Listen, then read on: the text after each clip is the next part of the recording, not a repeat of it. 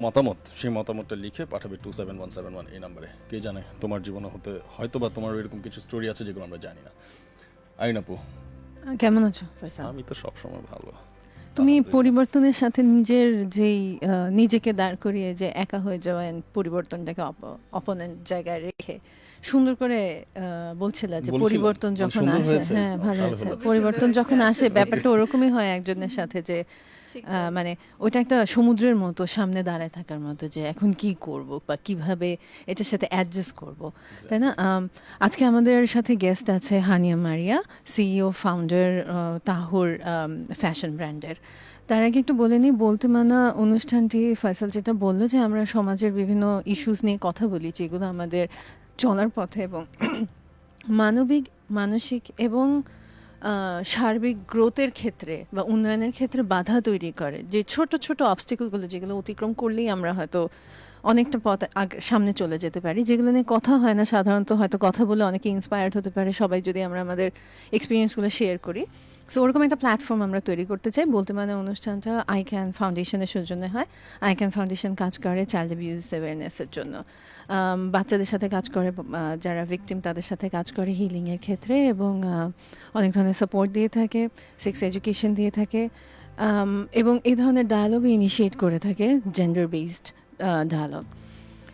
ফয়সাল পরিবর্তনের কথা যেটা বলছিল, পরিবর্তনের কথা বলতে হলে মারিয়া আজকে যে কারণে অবশ্যই তোমার থেকে অনেক কিছু জানার আছে, কারণ তাহুর স্টুডিওটাকে এত কম সময় এত সুন্দর একটা মানে একদম one of the leading Bangladeshi ব্র্যান্ডে পরিণত করে ফেলা, এটা এখান থেকে জানার আছে। কিন্তু তার আগে তাহুরের পেছনে তোমার মানে যে তাহুর থেকে যে মারিয়াটাকে আমি দেখেছি, যেহেতু আমি তোমাকে অনেক দিন থেকে চিনি, তার আগের মারিয়ার মধ্যে অনেক পার্থক্য আছে। হ্যাঁ, মানে তুমি সবসময়, অবশ্যই তুমি দেখতে খুব সুন্দর ছিলে, এখনো আছো, তুমি সব মানে তুমি ফ্যাশনেবলও ছিলা। ফ্যাশনেবল বলতে যে নতুন হেয়ার স্টাইল ট্রাই করা, নতুন মানে সুন্দর হয়ে থাকা ইন এ সেন্স লাইক, মানে আমরা আসলে, আমি যদি বলি যে তুমি এখন যে ধরনের আউটফিট চুজ করেছো তোমার জন্য, আমরা এই ধরনের আউটফিট দেখে তো বড় হইনি আমাদের সমাজে, বিশেষ করে পরিবারে। হ্যাঁ, সো এই যে একটা আমি যদি বলি যে দেশে একটা মানে একটা ঢল আসছিল, যে একটা ট্রেন্ডও যদি বলি, যে একটা সময় ছিল যখন আর্লি 2011-12-এর দিকে বা আরেকটু হয়তো 10-এর দিকে, যে হঠাৎ করে সমাজে একটা পরিবর্তন আসলো ছেলে মেয়েদের পোশাক আশাকের ক্ষেত্রে। আমি যখন ইউনিভার্সিটি পড়ি, যেটা আরও আগে 2000, আমরা যখন হ্যাঁ আমরা যখন ইউনিভার্সিটিতে পড়ি আর্লি 2000-এর দিকে, তখন অনেকে হিজাব করতো বা বোরখা পরতো এবং তারা কিন্তু সিকিউরিটি রিজনে পরতো। কিন্তু এই যে হঠাৎ করে যে এই পরিবর্তনটা, সেই সময় যখন তোমারও একটা পরিবর্তন দেখেছি, যেটাতে অনেক মানুষ অনেক রকমের কথা বলেছে, তার মধ্যে একটা ছিল যে নতুন ফ্যাশন যাচ্ছে, তাই সেই ফ্যাশনটা নিয়েছে, কতদিন থাকবে দেখি। আমি শিওর তুমি এই ধরনের কথা অনেক শুনেছো, এবং আমি আমার আশপাশেও দেখি এই ধরনের কথা অনেক শুনে। আবার অনেকে মানে এই পরিবর্তনটা অনেকের মধ্যেই আসে। তোমার ক্ষেত্রে এই পরিবর্তনটা কিভাবে আসলো? আচ্ছা, তো এই গল্পটা বলা হয়েছে আসলে। আমি আজকে আরেকটু পিছন থেকে বলি। আমি 2003-4 এর দিকে একবার কিন্তু আই স্টার্টেড হিজাব। 3-4 এর দিকে তাহুর শুরু করেছি কিন্তু 2012-এ। ঠিক আছে, সো যখন 3-4-এ স্টার্ট করেছিলাম তখনও কিন্তু কিছু ইসলামিক ক্লাসেসে গিয়ে, তখন কিন্তু নতুন নতুন I was dating my now husband. So ওই সময় ওনারও একটা রিয়াকশন ছিল যে কি মেয়েকে পছন্দ করলাম, আবার কি হয়ে গেল, কি হচ্ছে আমার সাথে। সো ওই যে একটা, তারপর টার্কি গেলাম, টার্কি গিয়ে মাথার কাপড় টাপড় ফেলে দিয়ে চলে আসলাম। ঠিক আছে, তো that was me back when I was probably, ধরো আমি আমার 24-25 বছরের কথা বলছি। তারপর ফাস্ট ফরওয়ার্ড 5-6 ইয়ার্স, যখন আমি যখন মা হলাম, এবং ঠিক ওই সময়টাতে আমি কিন্তু অ্যাডভার্টাইজিংয়েও কাজ করতাম, পাবলিক রিলেশনসে টু বি মোর স্পেসিফিক, এশিয়াটিকে কাজ করতাম। ওই সময় যখন আমার টুইন ছেলে হলো, আমার কিছু এক্সপিরিয়েন্সেসের জন্য কিন্তু আসলে আবার এই চেঞ্জটা, আবার রিভার্ট করা বলো, বা আবার কোরে ফিরে যাওয়া বলো, বা কিভাবে নিজেকে আরেকটু গুছাবো, কিভাবে গ্যাদার আপ করবো, ওই জায়গা থেকে কিছু এক্সপিরিয়েন্সেস হলো, খুব ডিটেইলে আমি সেই এক্সপিরিয়েন্সেসগুলো বলবো না, রাদার আমি এভাবে ছোট করে বলতে পারি যে একটা ইন্টার্ন ছিল, যার জবের যেই প্রথম যে লেটার সেটা আমার হাতে সাইন করা, এবং সে আমাকে খুব মানে বড় করে দেখতো, কমফর্ট পেতো, কথা বলতো, ডিফিকাল্টিসের সময় এসে সাপোর্ট নিত। সো ওই ছেলেটাকে আমি খুব কাছের থেকে ডিল্যাপিটেট হতে দেখেছি, মানে হি ওয়াজ গেটিং রুয়েন্ড। তো আমার মনে হচ্ছিল যে কোনো একটা জায়গায় রুটে গ্রাউন্ডেড না বলে হয়তো আজকে সে এরকম প্রবলেমসগুলোকে সে ম্যানেজ করতে পারছে না, ডিল করতে পারছে না, ক্রাইসিসের মধ্যে দিয়ে যাচ্ছে। তো আমার তখন মনে হলো যে আমি আমার বাচ্চাগুলোকে বাসায় রেখে আসি, তো আমি তোদেরকে কোনো সময়ই দেই না। আমার এভাবে মাথাটা খেলতে লাগলো যে যে ছেলেটাকে আমি আসলে এত কাছে থেকে দেখছি, ওর বয়সটা এখন হয়তো 20-25, আমি হয়তো তখন মাচ ওল্ডার দ্যান হিম, কিন্তু ও আমার কাছে কমফর্ট পাচ্ছে, কিন্তু তারপরও কোনোভাবেই নিজেকে সামলাতে পারছে না, হারিয়ে যাচ্ছে। কিন্তু ওয়ার্ল্ডটা কিন্তু আরও খারাপ হবে, পৃথিবীটা কিন্তু আরও অনেক ডাইভার্সিফাইড হবে, আরও অনেক অপশনস আসবে, আমার বাচ্চাদের জন্য অনেক অপশনস আসবে ফিউচারে, ড্রাগস থাকবে, এটা থাকবে, সেটা থাকবে, অনেক কিছুই থাকবে সেই অপশনসের মধ্যে।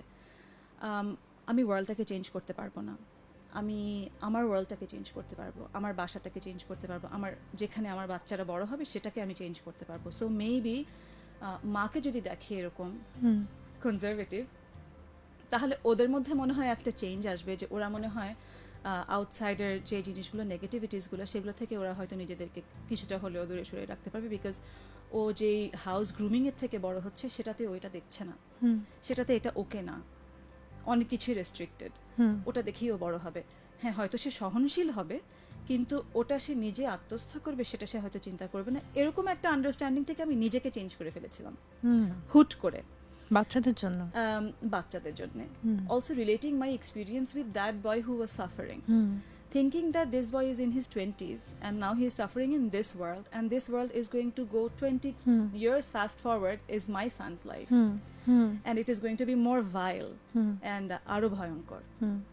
তো ওই জায়গাটাকে মাথায় রেখে তখন মনে হয়েছিল যে নিজেকে পরিবর্তন হতে হবে, তাহলেই আমার ঘরের পরিবেশ পরিবর্তন আসবে, যে কারণে আমি বিশ্বটাকে তো পরিবর্তন করতে পারবো না, আমার সোসাইটিকে পরিবর্তন করতে পারবো না, আমি আমার ঘরকে পরিবর্তন করতে পারবো। সেখান থেকে আমার এই কনজারভেটিভ সেলফে ট্রান্সফরমেশনে শিফট করা। এখানে একটু বলি, তুমি কনজারভেটিভ টার্মটা কেন ইউজ করছো? would you call it conservative হওয়া? এভাবে বোঝানোর জন্য হয়তো আমি বলছি কথাটা, যাতে সবাই রিলেট করতে পারে আসলে। বাট আমার মনে হয় এই যে এটাকে মানে এটাও একটা আমার মনে হয় নেগেটিভ টার্ম, কনজারভেটিভ বলা। হ্যাঁ, কেন বললাম আমি, কারণ অনেকে কিন্তু এই পোশাকটার সাথে এই যে কনজারভেটিভ টার্মটা অ্যাড করে দেয়, যেটা কিন্তু আরো অনেক নেগেটিভ আমার মনে হয়। যেমন আমি কখনোই তোমাকে কনজারভেটিভ বলবো না জাস্ট বিকজ তুমি হিজাব করছো। হ্যাঁ, কাজ আমার মনে হয় ওয়াইডার অডিয়েন্সের জন্য বোঝানোর জন্য ওয়ার্ডটা ইউজ করেছি। হ্যাঁ, বাট মানে যে কারণে আমি একটু যে কারণে আমি একটু ক্ল্যারিফাই করছি ওই জায়গাটা, যে আমার মনে হয় যে মানে এই ধরনের একটা আউটফিটের সাথে যেই ধরনের আইডিয়াগুলো, নেগেটিভ ধরনের আইডিয়াগুলো আসে, সেটা নিয়ে আসলে একটু কথা বলতে চাচ্ছি। কারণ এটার মধ্যে দিয়ে যারা যায়, আমি নেক্সট স্টেপটাতে আসছি, বাট যেহেতু তুমি টার্মটা ইউজ করলে, যেটা ওয়াইডলি অনেক ইউজ হয়, তুমি একদমই ঠিক বলেছো যে এটা বললে একটা লেবেল করা যায়, রাইট? সো ওই জায়গাটাতে আমার মনে হয় যে, কারণ তুমি যেভাবে কাজ করে আসছো, বা তুমি যেভাবে বাচ্চাদের বড় করছো, বা তুমি নিজেকে যেভাবে মানে নিজের স্কিলটাকে যেভাবে ইউজ করছো, মানে that's very কারেজাস and inspiring. And of course সেটা থেকে মানে অনেকে ইন্সপিরেশন নিয়েছে, তুমিও জানো সেটা, রাইট? সো আচ্ছা, যাই হোক, সো এই যে চেঞ্জে লাইফস্টাইলটায়, হ্যাঁ, মানে আমরা তো আসলে মানে সংস্কৃতির দিক থেকে, বা আমরা যদি ন্যাশনালিজমের কথা বলি, যে আমাদের জাতীয়তা কি, হ্যাঁ, আমরা মোটামুটি ছোটবেলা থেকে দেখে এসেছি যে এই সমাজে বড় হয়েছে, অনেক বেশি বাঙালি টাইপের সমাজে বড় হয়েছে। হ্যাঁ, অনেকে অনেক রকমের এনভায়রনমেন্টে বড় হয়, বাট অনেকের বেড়ে ওঠাটা কিন্তু অনেকটা ওপেন হয়। বা আমরা যেমন আমাদের নানি দাদিকেও কিন্তু হিজাব করতে তখন দেখিনি, কারণ তখন ওরকম অত কেউ হিজাব করতেও না। হয়তো এখন তারাও অনেকটা চেঞ্জ হয়েছে জ্ঞানের পারসেপশনও চেঞ্জ হয়েছে বা একটা জিনিসকে দেখার অনেক পারসেপশনও চেঞ্জ হয়েছে। সেই জায়গা থেকে আমি যদি বলি যে অনেকে এই যে নতুন লাইফস্টাইলটা নিয়ে নেয়, তারপরে এটাকে ধারণ করাটা তো ডিফিকাল্ট, হ্যাঁ যেটা আমি কখনো দেখে বড় হইনি। And এই স্টাইলটার সাথে আমার মিথোলজি, আমার কগনিটিভ মেমোরি, অনেক কিছুরই কোনো মিল Match নাই, করে না। তাই না? ওই জায়গাটা how do you fit yourself in? ওখান থেকেই না ওই হ্যাঁ। ফ্যাসালি বলছিল কিছুক্ষণ আগে যে নতুন একটা জিনিস, আমি এক জায়গায় আছি এবং ওয়ার্ল্ডটা আমার ঠিক অপোনেন্টে মনে হচ্ছে। ওই জায়গা থেকে যদি আমি বলি,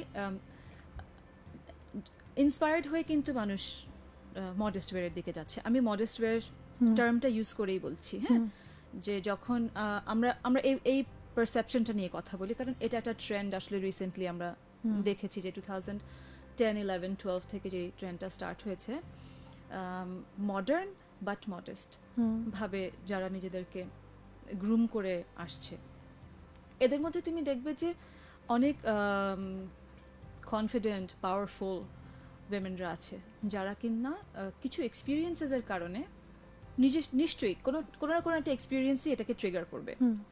কারণ যেটা তুমি একটু আগে বললে যে এটা কিন্তু আমাদের কালচারের পার্ট না, সো ওটা কোথা থেকে আসলো? ব্যাপারটা এমন না যে উড়ে এসে জুড়ে বসলো, এটা তো ছিল না, এটা কোথা থেকে আসলো? সো এটা আসলো কোনো না, অবশ্যই গ্লোবালাইজেশনের একটা রোল আছে এখানে, যে আগে কিন্তু এতটা নলেজ শেয়ারিং ছিল না, ইন্টারনেটের জন্য বলো বা স্যাটেলাইট টিভিতে যেসব প্রোগ্রামসগুলো দেখছে সেগুলো থেকে বলো, বিভিন্ন সময় টক শোজ অ্যারেঞ্জ করছে সেগুলোতে পার্টিসিপেট করাতে বলো, অথবা নিজস্ব পার্সোনাল কিছু এক্সপিরিয়েন্সের জন্য, যেমন আমি আমার একটা এক্সপিরিয়েন্স তোমাকে বললাম, আমার পার্সোনাল এক্সপিরিয়েন্স বললাম, এরকম হাজারো এক্সপিরিয়েন্স আছে।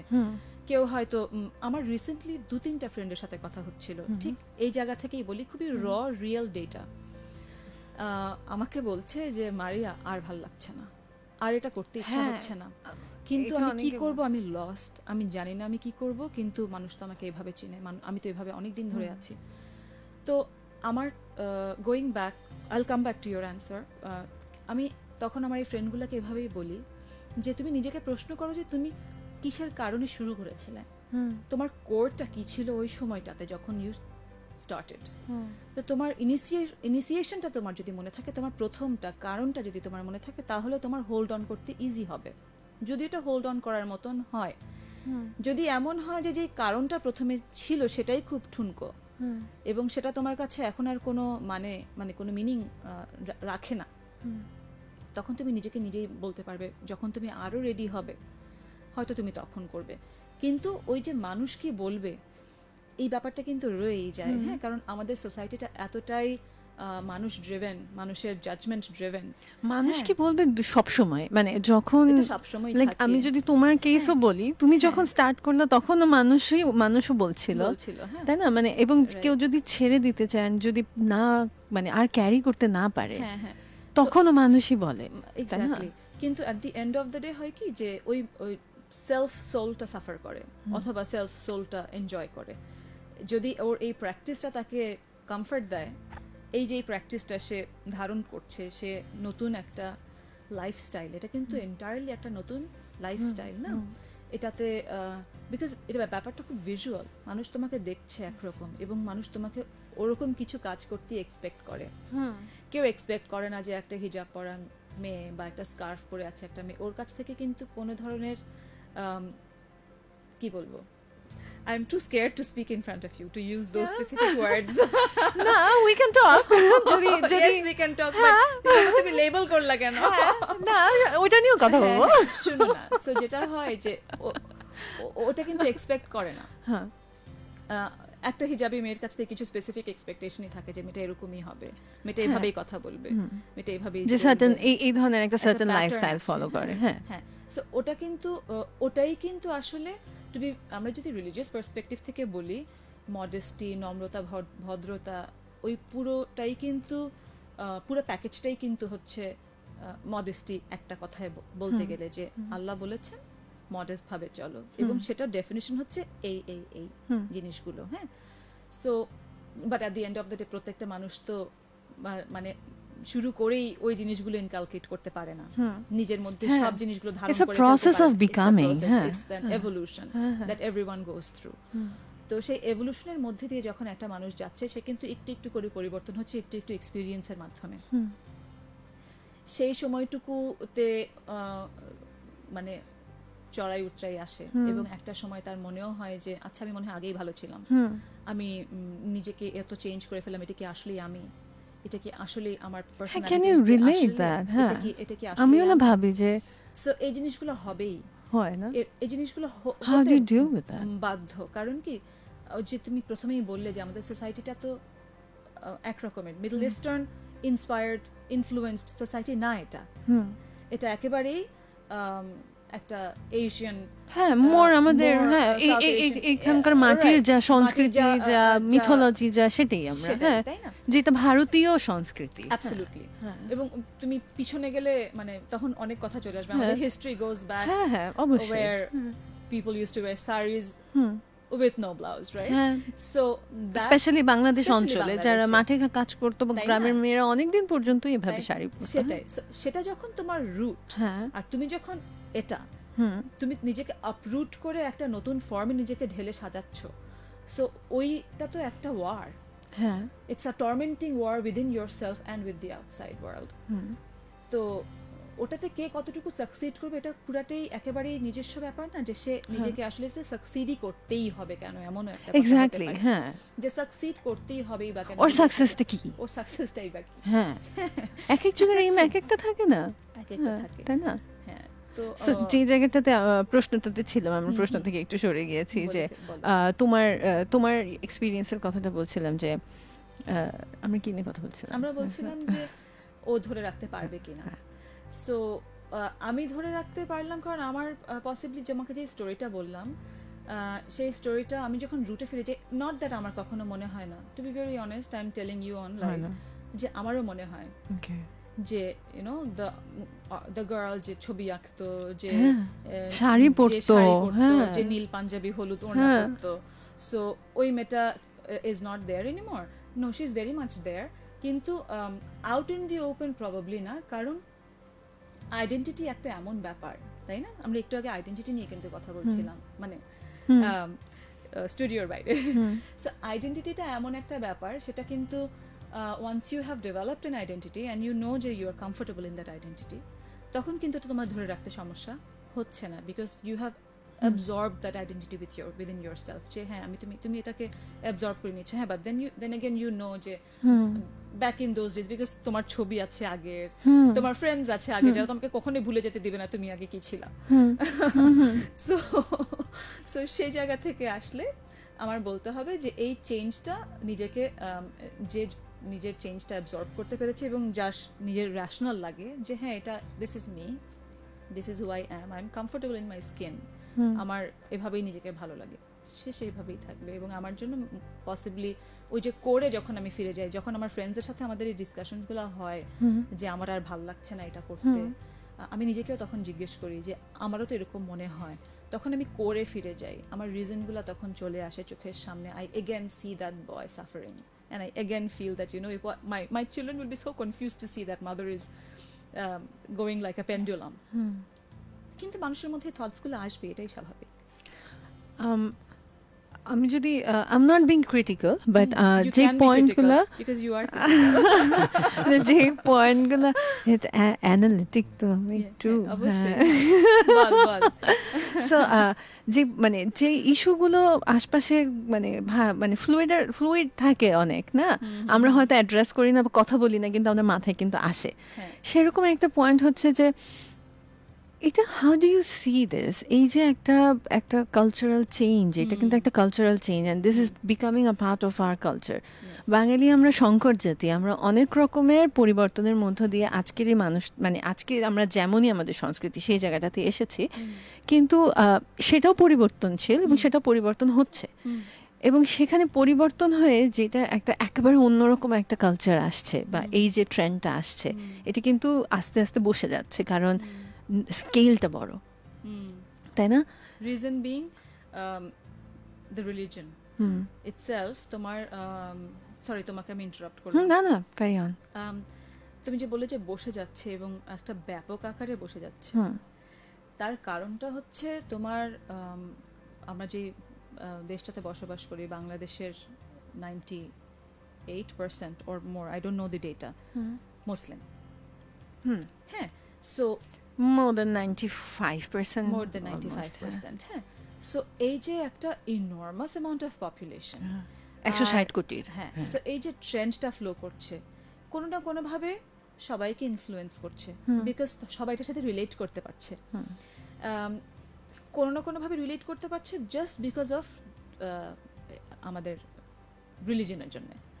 হ্যাঁ, আমরা যেই অন্যান্য এই যে পাস্টের কথা বলছিলাম, যে আমরা আমাদের সংস্কৃতি কিরকম বা আমরা কিভাবে শাড়ি পরতাম, এটার সাথে যতটা সে রিলেট করতে পারে রিলিজনের সাথেও কিন্তু অতটাই রিলেট করতে পারে, কারণ এখন কিন্তু রিলিজনের ব্যাপারগুলো বারবার আসছে, এবং ওই যে বললাম আমাদের এক্সপোজার টু নলেজ বা ইনফরমেশন ইন্টারনেটের মাধ্যমে বলো বা চ্যানেলের মাধ্যমে বলো বা টক্সের মাধ্যমে বলো, এই জিনিসগুলো প্র্যাকটিস হচ্ছে এবং একজন আরেকজনকে কিন্তু ইনফ্লুয়েন্স করছে পজিটিভভাবে, এবং যেহেতু জিনিসটা পজিটিভ, মানুষ মনে করে যে রিলিজন তো তোমাকে ভালো হতে শেখায়, তোমাকে ভালোর দিকে, ভালোর কথা বলে, তোমার ভিতরের ভালো পার্টটাকে বের করে আনতে ইন্সপায়ার করে, সো তুমি কেন সেটা করবা না, এবং তার সাথে যদি পুরো প্যাকেজটা হয় তো তুমি আরো ভালোর দিকে যাচ্ছ। সো এই ট্রান্সফরমেশনটা কিন্তু মানুষ পজিটিভলি নিচ্ছে। আমার প্রশ্নের জায়গাটা ছিল যে how do you see it in the, মানে এখন যেমন দুটোই কিন্তু সমাজে এক্সিস্ট করছে, যে বাঙালিয়ানা বা বাঙালি জাতীয়তা থেকে আমাদের যে কালচারটা, যা প্র্যাকটিসটা ছিল, এবং এইভাবে অনেক অনেক প্র্যাকটিস কিন্তু আমরা মানে যারা ইসলাম ফলো করে তারাও কিন্তু অনেক রকমের প্র্যাকটিসও এখন করে না, যেমন মিলাদ এখন করে না, আগে করা হতো, বা মৃত্যুবার্ষিকী করা বা এই ধরনের অনেক অ্যাক্টিভিটিস এখন করে না, আবার অনেক ধরনের অ্যাক্টিভিটিস অ্যাডও হয়েছে। রাইট, অনেককে দেখবে যে ইভেন বিয়ের গায়ে হলুদ করে না, অ্যাভয়েড করা, এই ধরনের জিনিস, কারণ তারা বলছে, তারা বলতে আমি মিন করছি যে এই যে চেঞ্জটা আসছে, গায়ে হলুদ অ্যাভয়েড করছে, বলছে যে এটা হিন্দু কালচারের, সেই জন্য আমি এটা করব না। তো অথবা অনেকে বলছে এটা ইসলামে নেই, এই কারণে করব না, এটাও বলছে। মোর অর লেস কাছাকাছি পয়েন্ট অফ ভিউতেই কিন্তু জিনিসটাকে অ্যাভয়েড করা হচ্ছে, যে এটা আমার সাথে বিলং করে না। তো সেখান থেকে যদি আমরা মানে জিনিসটাকে অ্যানালাইজ করি, ব্যাপারটা অনেকটা ল্যাঙ্গুয়েজের মতন। Language is a very lucid thing, it keeps on changing. Language যেরকম বাংলা ভাষা যেভাবে পরিবর্তন হচ্ছে না, কালচারটাও কিন্তু বেসিক্যালি ওভাবেই পরিবর্তন হচ্ছে। হ্যাঁ, আমার যেটা মনে হয় যে আগে অনেকগুলো ওয়ার্ড ছিল যেগুলো আমরা অ্যাকসেপ্ট করতে পারতাম না, মানুষ বললে মনে হতো যে এটা মনে হয় খুব খারাপ একটা কথা বলে ফেললো, কিন্তু আজকাল কিন্তু ওই ধরনের কথা মনে হয় নরমালি ভাষাগুলো বলছি না এখানে। সো ওইভাবে তোমার বাচ্চারা শুনছে না, ঘুমিয়ে গেছে, তাহলে কি বলে ফেলবো? না, আমরা বলে ফেলবো না, আমার মনে হয় আমি বুঝাতে পেরেছি যে অনেক ছোটবেলায় অনেক ওয়ার্ড ছিল যেগুলো আজকাল আমরা মুখে আনলে মা সামনে আনা যাবে না, কিন্তু সেগুলো আজকাল স্কুলের বাচ্চারা বলে ফেলে, একদম নির্দ্বিধায় বলে ফেলে। হ্যাঁ, আমরাও অনেক শব্দ ব্যবহার করে ফেলি, যেমন দৌড়ের উপর রাখা, এটা তো পেপারেও লেখা আসে। হ্যাঁ, মানে এটা এখন ভাষা হয়ে গেছে, আগে আমরা এটা বলতে কিন্তু লজ্জা পেতাম। যেমন তারও আগে ছিল গ্যাঞ্জাম, হাঙ্গামা, এগুলো বলা যেত না, প্যারা, এগুলো বলা যেত না। হ্যাঁ, এখন তো অভদ্রতা, প্যারাফাইডও একটা ওয়ার্ড। সো এইভাবেই আসলে সংস্কৃতি চেঞ্জ হয়, right? It is, I feel যে it is just like language. তুমি যেভাবে বলতে পারবে না যে এটা আসলে কোথায় গিয়ে শেষ হবে, যতক্ষণ না পর্যন্ত তুমি উইটনেস করছো, এই ব্যাপারটা আসলে অনেকটা ওরকম, এটা কোথায় গিয়ে শেষ হবে আমার মনে হয় না উইটনেস করলে বুঝতে পারবো। আমরা আরো পরিবর্তন নিয়ে কথা বলবো, আমরা একটা ছোট্ট বিরতি নিয়ে আসি। যারা এই মুহূর্তে শুনছেন কালার্স এফএম 101.6 চলছে বলতে, মানে আমরা একটা ছোট্ট বিরতি নিয়ে ফিরছি, কোথাও যাবেন না, সঙ্গেই থাকুন। আমাদের কি কমেন্ট বলতে মানা।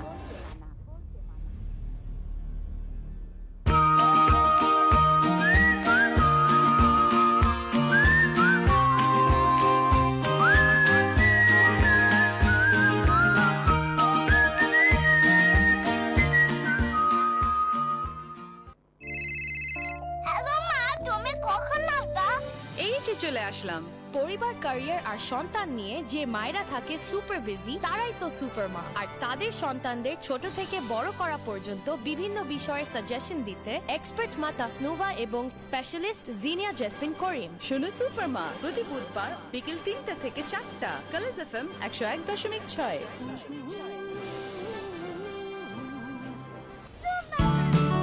দিন শেষে আমি তো আমারই সিদ্ধান্ত এটাই যে নেশায় জড়াবো না।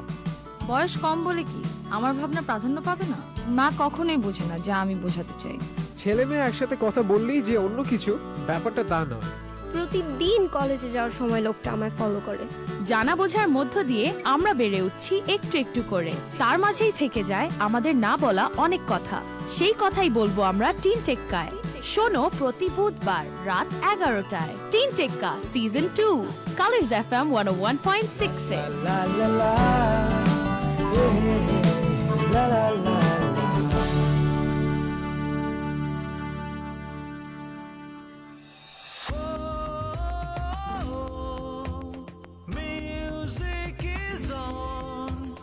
পরিচিত গানগুলো শোনো অন্য রঙে, প্রিয় শিল্পীর সঙ্গে মিউজিক্যাল আড্ডা নিয়ে মোজো স্টুডিও পার্পল। প্রতি বৃহস্পতিবার রাত 9টায় কালার্স এফএম 101.6 এ মিউজিক ইজ অন।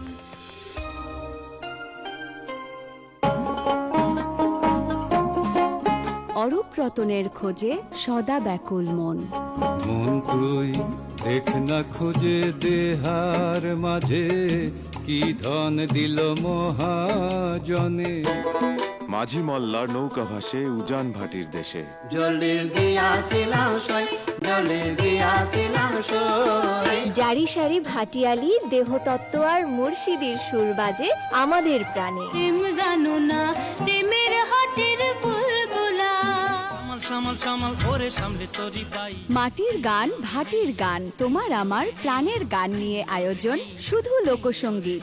মাসের দ্বিতীয় ও চতুর্থ বুধবার রাত 9টা থেকে 11টা পর্যন্ত। সুমি থাকবে কালার্স এফএম 101.6। আরে ও হো হো হো হো, আহা হা হা।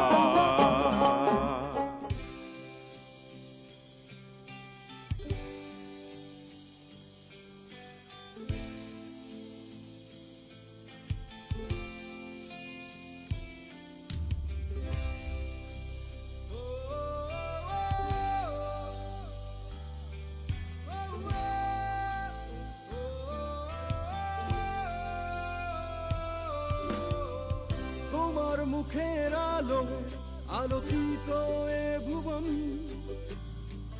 তোমার শরীরে সৃষ্টি মুখরিত আজ। আমি আমাদের জাগ্রত এই পৃথিবী, তুমি কখনো স্বর্গ কখনো তারার আলো। তোমাতেই এসে থামি, তোমাতেই শুরু করি নারী, শুধু তোমাতেই গড়ি স্বপ্ন, স্বপ্নের সাথে চাল বুনি। তোমাতেই এসে থামি, তোমাতেই শুরু করি নারী, শুধু তোমাতেই গড়ি স্বপ্ন, আলোকিত পৃথিবী। লা লা লা লা লা লা লা লা লা। তুমি নারী,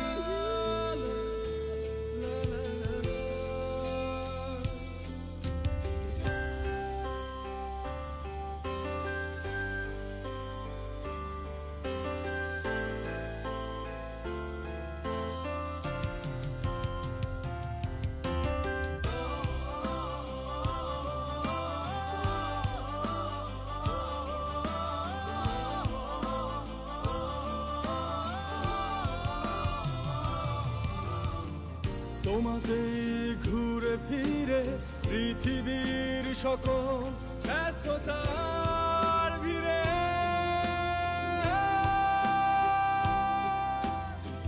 বলা না বলার কোলাহল গুলি, তুমি নারী।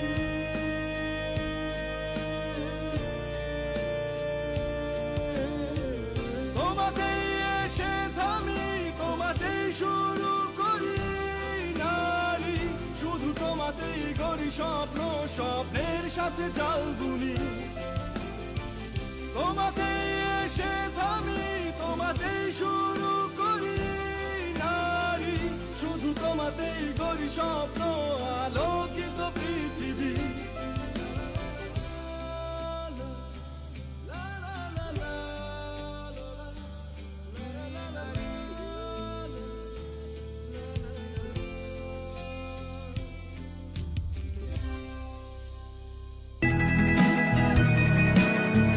You are listening to Colors FM 101.6. 101.6.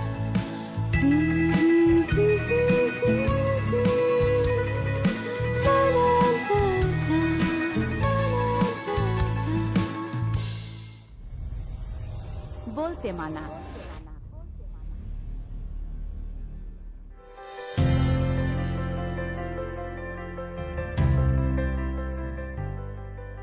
সবাইকে স্বাগত জানাচ্ছি কালার্স এফএম 101.6 এবং চলছে বলতে মানা। আমরা একটা বেশ 5 মিনিটের মতো আসলে একটা বিরতি ছিলাম। না বলতে পারি বড়, না বলতে পারি ছোট, এটাও একটা পরিবর্তন, এবং পরিবর্তনগুলো আসলে খুব বিরক্ত লাগে। কিন্তু একটা পর যখন এই পরিবর্তনটা আসলে আমার জীবনটাকে কোনো রকম ভাবে আসলে সাকসেসে পরিণত করে, তখন কিন্তু সবাই আমার পেছন পেছন ঘুরে। এটাই হচ্ছে কি বলতে চাচ্ছে ফাইসাল? না, এটাই বলে হচ্ছে লোকে কি বলবে, মানে ওই যে বাধাটা ভেঙে যখন আমি সাকসেস হয়ে গেলাম, মানে সাকসেস কি, যে আমি নিজে খুশি, আমি যে কাজটা করছি। সাকসেস হচ্ছে মানুষ যেটা চায় সেটা পেলে করলে এটাও কিন্তু সমাজে, সেটা সমাজে সাকসেস। না, এটা কিন্তু ঘটনা সত্য। তাই না? আমরা তো সমাজের মধ্যে আসলে বসবাস করি, সেই ক্ষেত্রে সমাজকে আসলে কোনোভাবেই ছোট করে দেখা যাবে না, তাহলে সমাজ আবার আমাকে ফেলে দিবে, তখন আমি কই যাব। একটা সময় ছিল দাদির কাছে শুনতাম তাদেরও আমলে, যেটা যে সামাজিক যে সালিশ হতো সেই সালিশে বসে এক ঘরে করে দিত। গ্রামের কেউ কিছু করলে সেই মানুষটার সঙ্গে গ্রামে কোনো খাবার যাবে না, কিছু যাবে না, ও নিজেটা নিজে করে খাবে। তো সে কি করতো, সেই গ্রাম থেকে অন্য একটা গ্রামে গিয়ে উপার্জন করতো, করে এসে তার পরিবারকে সে খাওয়াতো। খুব কঠিন একটা শাস্তি ছিল। তো আশা করি এই সময়ে আসলে এটাও একটা পরিবর্তন এসছে। যেমন যেটা আপনি বলছিলেন একটু আগেও, যে যদি সিলগালা করা হয়, আমি বলতে নাচের আসলে চলে আসলো। মানে আমার কাছে মনে হয় কি, আহা টাকা নাই না, আহা কি কষ্ট আমাদের। আসলে আমাদের কোনো কষ্ট নেই, টাকাটা একটা জায়গায়, কোনো একটা জায়গায় কবরে আছে, কখনো এটা গাছ লতা পাতা হয়ে উঠে আসবে, তখন আমাদের সামাজিক উন্নয়নটা ঘটবে। টাকা ওই ক্যাসিনো উইলে ঘুরছে, ঘুরুক, দেখতে ভালো লাগছে। কতদিন বাদে আসলে এতগুলো টাকা দেখলাম, বস্তায় দেখলাম, বিভিন্ন ভাবে দেখলাম, ভালো লাগছে। তো যেটা বলছিলেন যে পরিবর্তন, যে সামাজিক যে পরিবর্তন, আমরা ধর্ম নিয়ে কথা বলছি, যে 95%-এর মতো যদি ধরে নিই অন অ্যান এভারেজ, যে আমরা মুসলিম কান্ট্রিতে বসবাস করছি।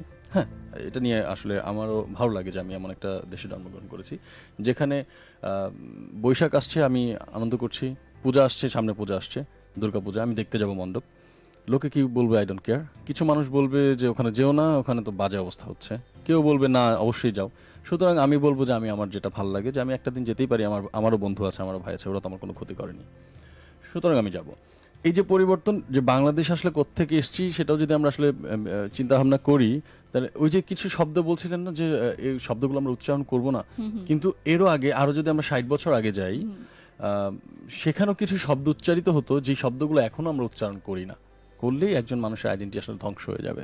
কিন্তু সেই শব্দগুলোর আসলে সঠিক অর্থে ভালো ছিল, কিন্তু কালের বিবর্তনে সেগুলো এখন এতটাই নোংরা হয়ে গেছে যে এগুলো আমরা তখনই বলি যখন একজন মানুষকে আমরা কষ্ট দিতে চাই, এরকমই। তো এই যে পরিবর্তনগুলো এসেছে, আপনার যখন একটা পরিবর্তন এসেছে, যে একটা সময় এরকমটা ছিলেন, তারপর একটা অদ্ভুত একটা পরিবর্তন, অবশ্যই ভালো দিকে, পজিটিভ দিকে। এই পরিবর্তনে আসার সময় তো আপনার যে কষ্টগুলো হয়েছে, ডেফিনেটলি কষ্ট, যে আগে কেউ একজন এই ব্যাপারটায় আপনাকে কল করতো যে মারিয়া ছাড়া হবে না, রাইট? তারপরে যে না, একটু ডাকার আগে একটু চিন্তা করে দেখি।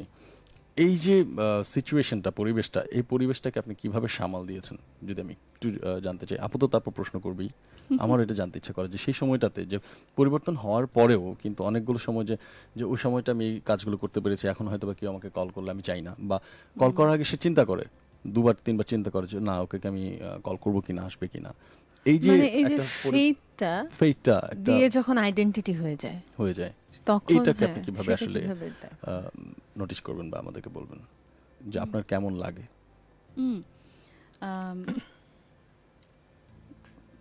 এই প্রশ্ন কেউ কখনো করে নাই।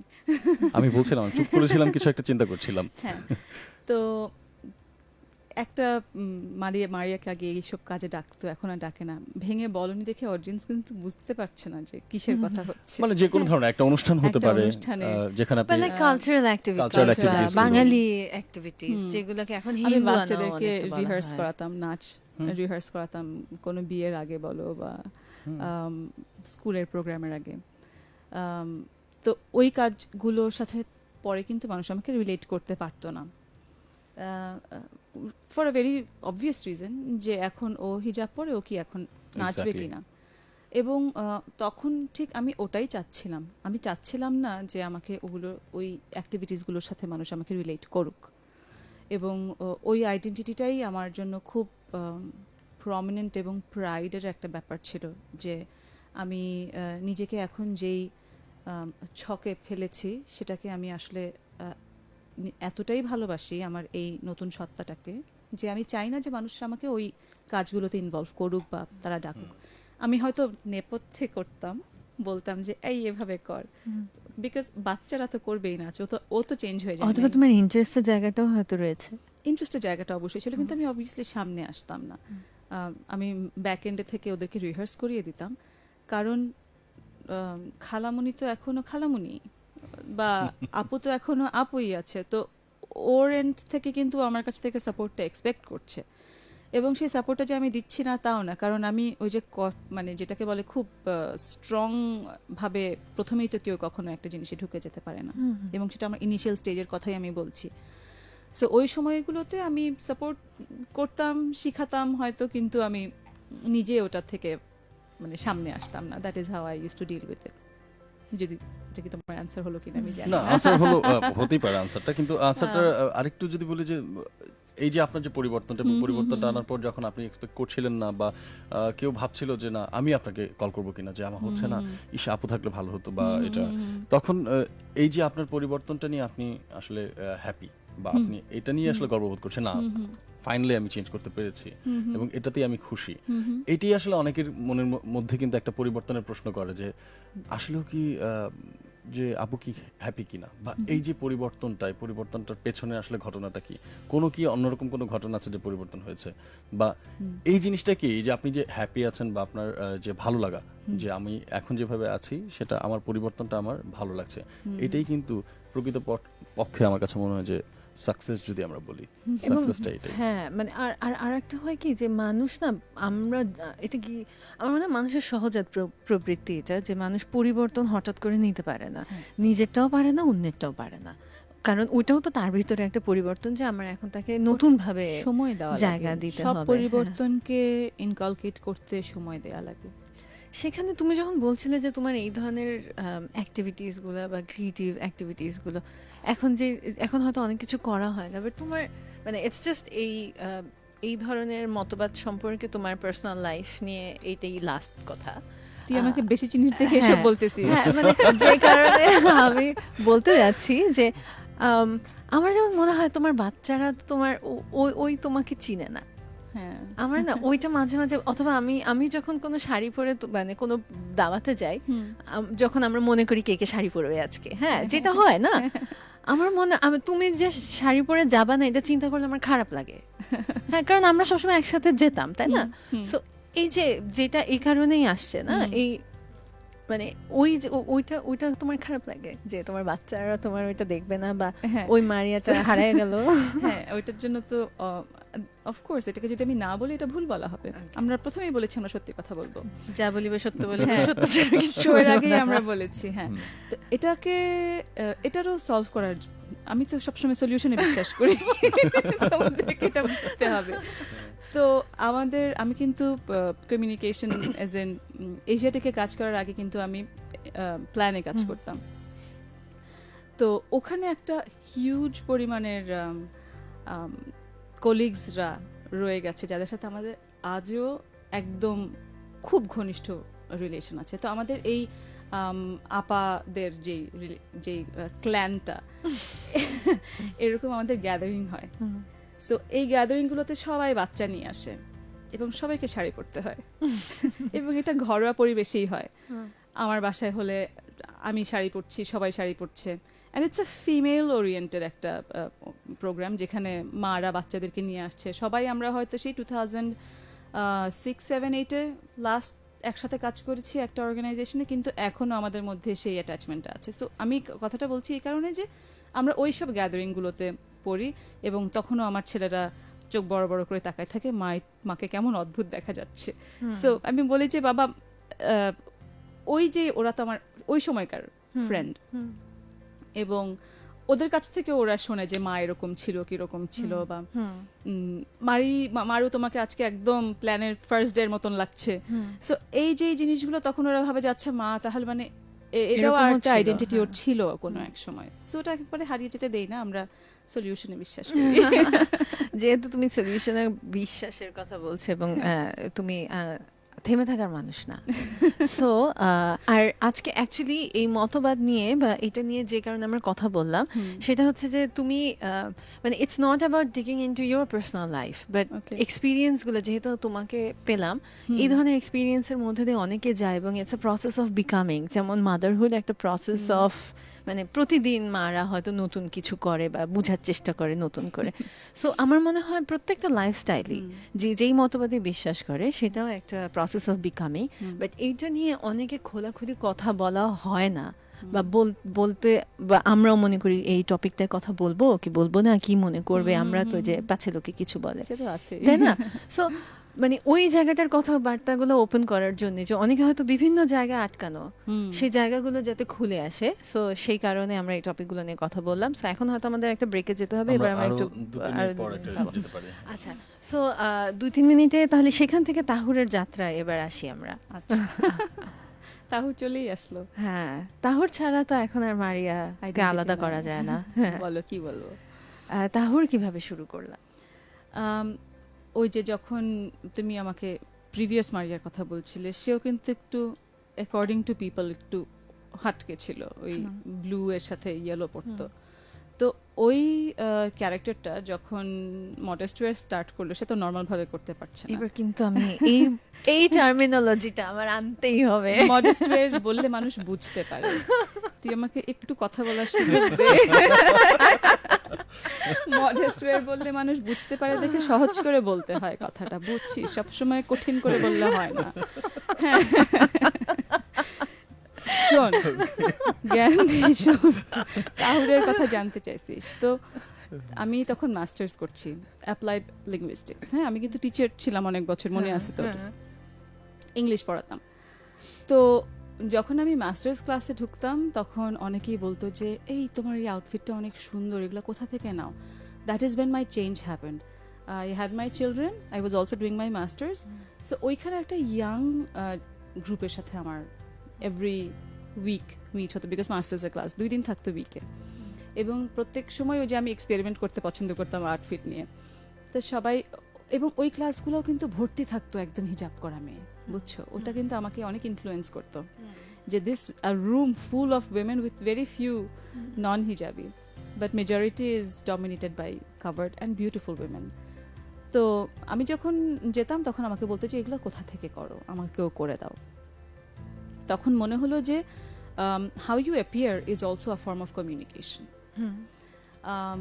তুমি যখন তোমাকে দেখতে ভালো দেখাচ্ছে, তুমি কাভার্ড আছো, মডেস্ট ওয়্যার যেটা বলে, তুমি আমাকে ওয়ার্ডটা বলতে দিচ্ছ না, কিন্তু এটা কিভাবে এক্সপ্লেইন করবো আমি জানি না।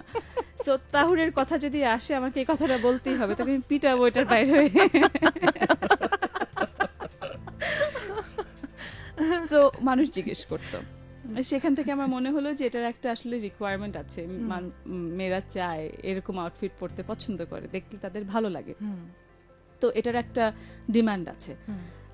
হুট করেই একটা মেলাতে, WVR একটা মেলাতে আমরা করলাম, স্টল নিলাম, এবং ওইটার এত একটা ব্যাপক সাকসেস হলো, আমার হাজবেন্ড বললো যে কি হলো, ওয়াও এটা কি হলো।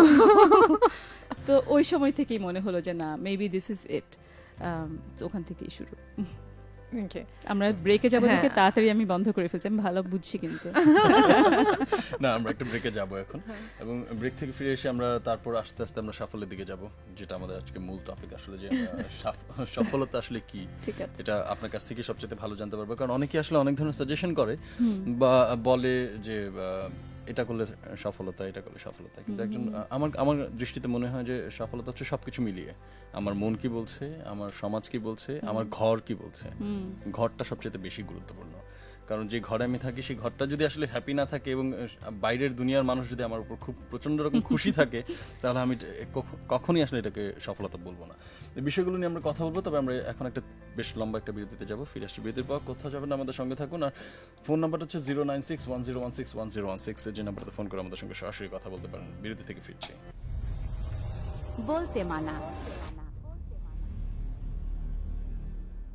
101.6 Colors FM, la la la la, 101.6 Colors FM.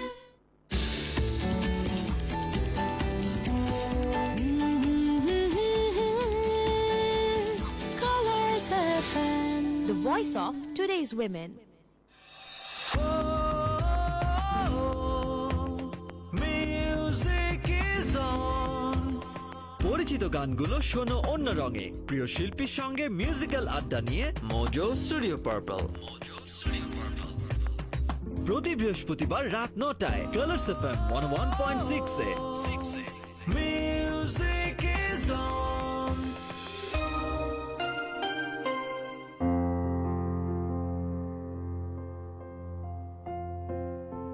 তোমরা শুনছো কালার্স এফএম 101.6 প্রযোজিত গান ধনধান্য পুষ্প ভরা। দিলীপ কুমার রায়ের রেকর্ডকৃত সুর অবলম্বনে গানটি গেয়েছেন গ্রুপ মানডে অ্যাসেম্বল। ধনধান্য পুষ্প ভরা আমাদের এই বসুন্ধরা, তাহার মাঝে আছে দেশ এক, সকল দেশের সেরা। ও সে স্বপ্ন দিয়ে তৈরি সে দেশ, স্মৃতি দিয়ে ঘেরা। এমন দেশটি কোথাও খুঁজে পাবে না কো তুমি, সকল দেশের রানী সেজে আমার জন্মভূমি, সেজে আমার জন্মভূমি, সেজে আমার জন্মভূমি। চন্দ্র সূর্য গ্রহ তারা কোথায় জল এমন ধারা, কোথায় এমন খেলে তড়িৎ এমন কালো মেঘে। তার পাখির ডাকে ঘুমিয়ে উঠি, পাখির ডাকে জেগে। এমন দেশটি কোথাও খুঁজে পাবে না কো তুমি, সকল দেশের রানী সেজে আমার জন্মভূমি, সেজে আমার জন্মভূমি, সেজে আমার জন্মভূমি।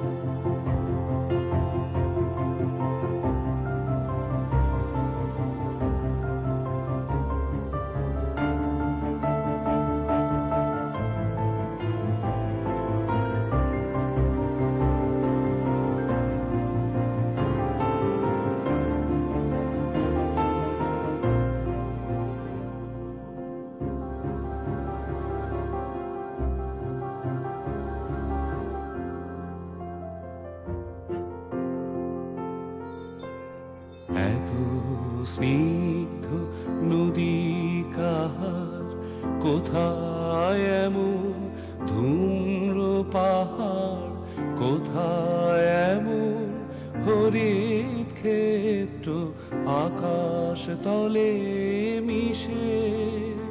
এমন ধানের উপর ঢেউ খেলে যায় বাতাস কাহার দেশে। এমন দেশটি কোথাও খুঁজে পাবে না কো তুমি, সকল দেশের রানী সেজে আমার জন্মভূমি, সেজে আমার জন্মভূমি, সেজে আমার জন্মভূমি। পুষ্পে পুষ্পে ভরা সাখী, কুঞ্জে কুঞ্জে গাহে পাখি, গুঞ্জরিয়া আসে অলি পুঞ্জে পুঞ্জে ধে। তারা ফুলের উপর ঘুমিয়ে পড়ে ফুলের মধু খেয়ে। এমন দেশটি কোথাও খুঁজে পাবে না কো তুমি, সকল দেশের রানী সেজে আমার জন্মভূমি, সেজে আমার জন্মভূমি, সেজে আমার জন্মভূমি।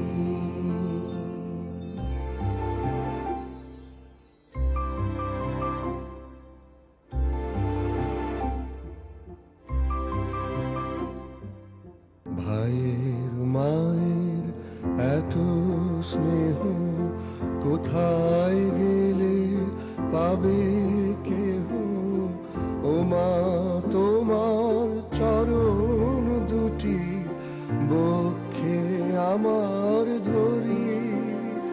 আমার এই দেশেতে জন্ম যেন এই দেশেতে মরি, আমার এই দেশেতে জন্ম যেন এই দেশেতে মরি।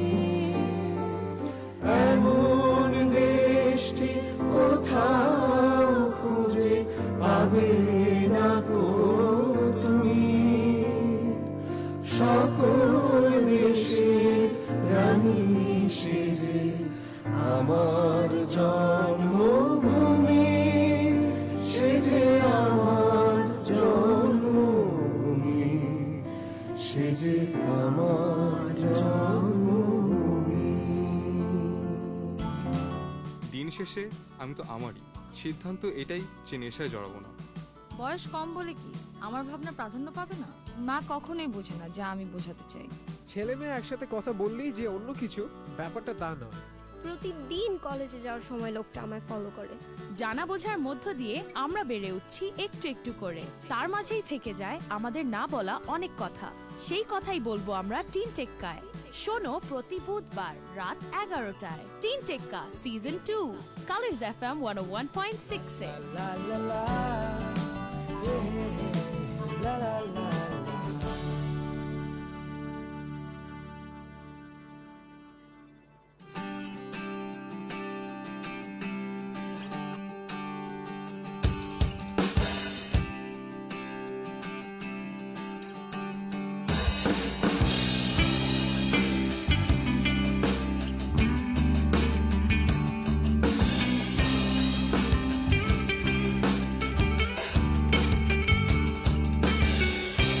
বৃষ্টি নেমেছে শহরে, সেজেছে নতুন সাজে, ভিজেছ তুমি আনমনে, যেমন ছিল রূপ কথাতে, চারপাশে আলোর ফোয়ারায়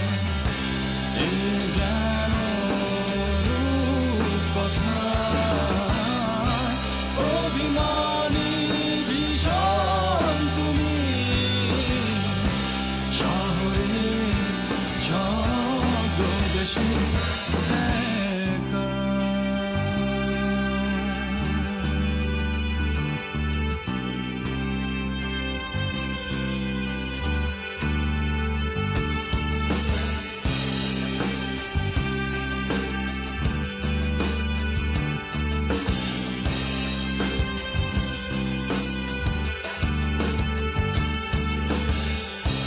যোজনায় এঁকেছি তোমায় মিশে, তুমি শূন্যতা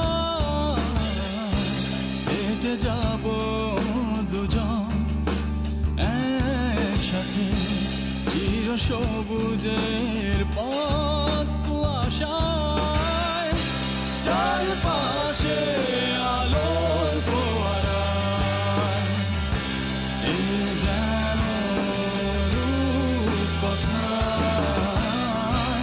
অভিমানী ভীষণ তুমি,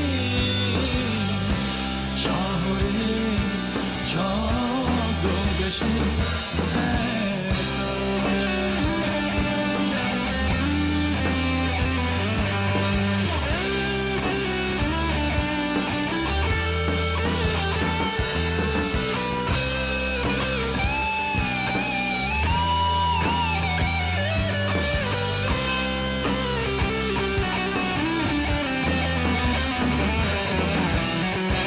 চারপাশে আলোর ফোয়ারায়, এ যেন রূপকথায়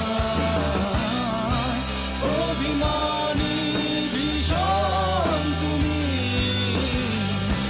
শহরে ছদ্মবেশে একা।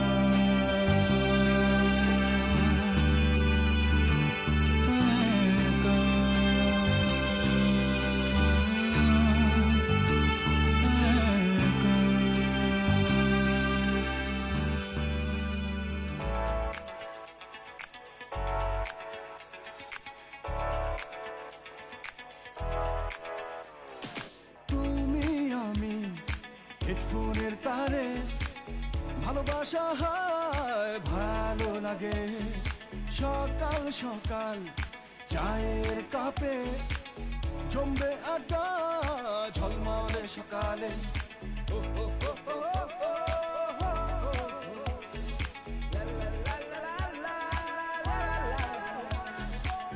গানে গানে সুরে সুরে খুঁজি তোমাকে, নারা নারা নারা কালার্স এফএমে, Colors FM, 101.6, come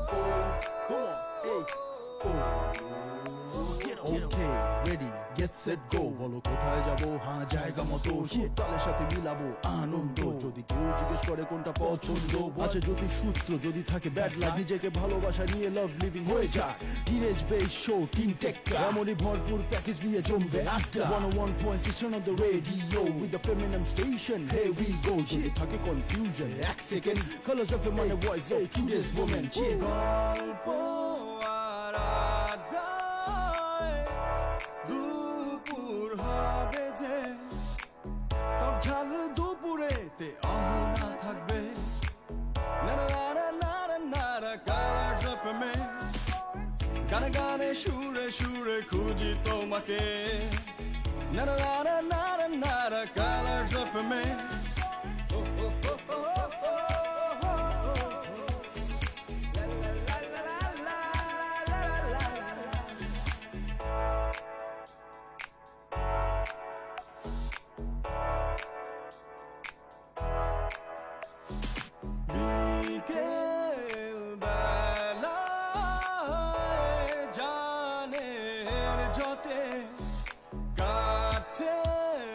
সময় তোমার আমার যে, বোরিং সময় থেকে মুক্তি পেতে চলে আসো সুমির সাথে গান জটে, বোরিং সময় থেকে মুক্তি পেতে চলে আসো সুমির সাথে গান জটে, গানে গানে সুরে সুরে খুঁজি তোমাকে, নারা নারা নারা নারা কালার্স এফএমে,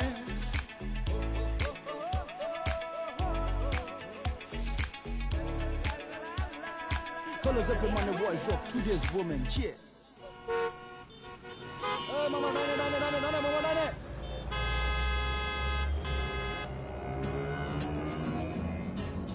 চলতে চলতে একটু থামি, সময় সে তো ভীষণ দামি। আরে জ্যাং তোমার হচ্ছে না, গিটারটা ধরো তো।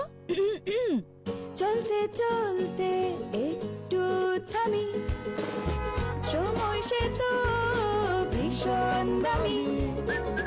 সারাদিনের কাজের শেষে সন্ধ্যা হলেই ফিরবো বাড়ি।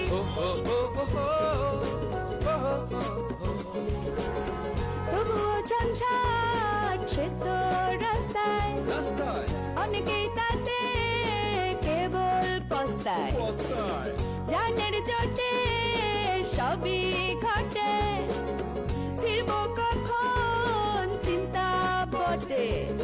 রবি থেকে বৃহস্পতি বিকেল 5টা থেকে সন্ধ্যা 7:30 কালার্স FM 101.6। ফোন করো আর চলে আসো সুমির বন্ধু হয়ে গানজটে। ইটস গানজট, ভুলে যাও যানজট। হ্যালো মা, তুমি কখন আসবা? এই যে চলে আসলাম। পরিবার, ক্যারিয়ার আর সন্তান নিয়ে যে মায়েরা থাকে সুপার বিজি, তারাই তো সুপার মা। আর তাদের সন্তানদের ছোট থেকে বড় করা পর্যন্ত বিভিন্ন বিষয়ে সাজেশন দিতে এক্সপার্ট মা তাসনুভা এবং স্পেশালিস্ট জিনিয়া জেসমিন করিম। শোনো সুপার মা প্রতি বুধবার বিকেল 3টা থেকে 4টা কালার্স FM 101.6।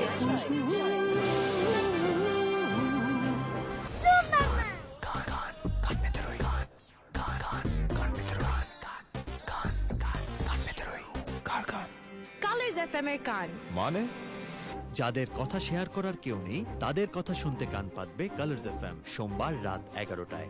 আমরা কান পেতে রই মাসের দ্বিতীয় ও চতুর্থ সোমবার রাত 11টা থেকে 1টা colours FM 101.6। 101.6 na na na na na na na na Colors FM 101.6 na na na na na na na na Colors FM বলতে মানা।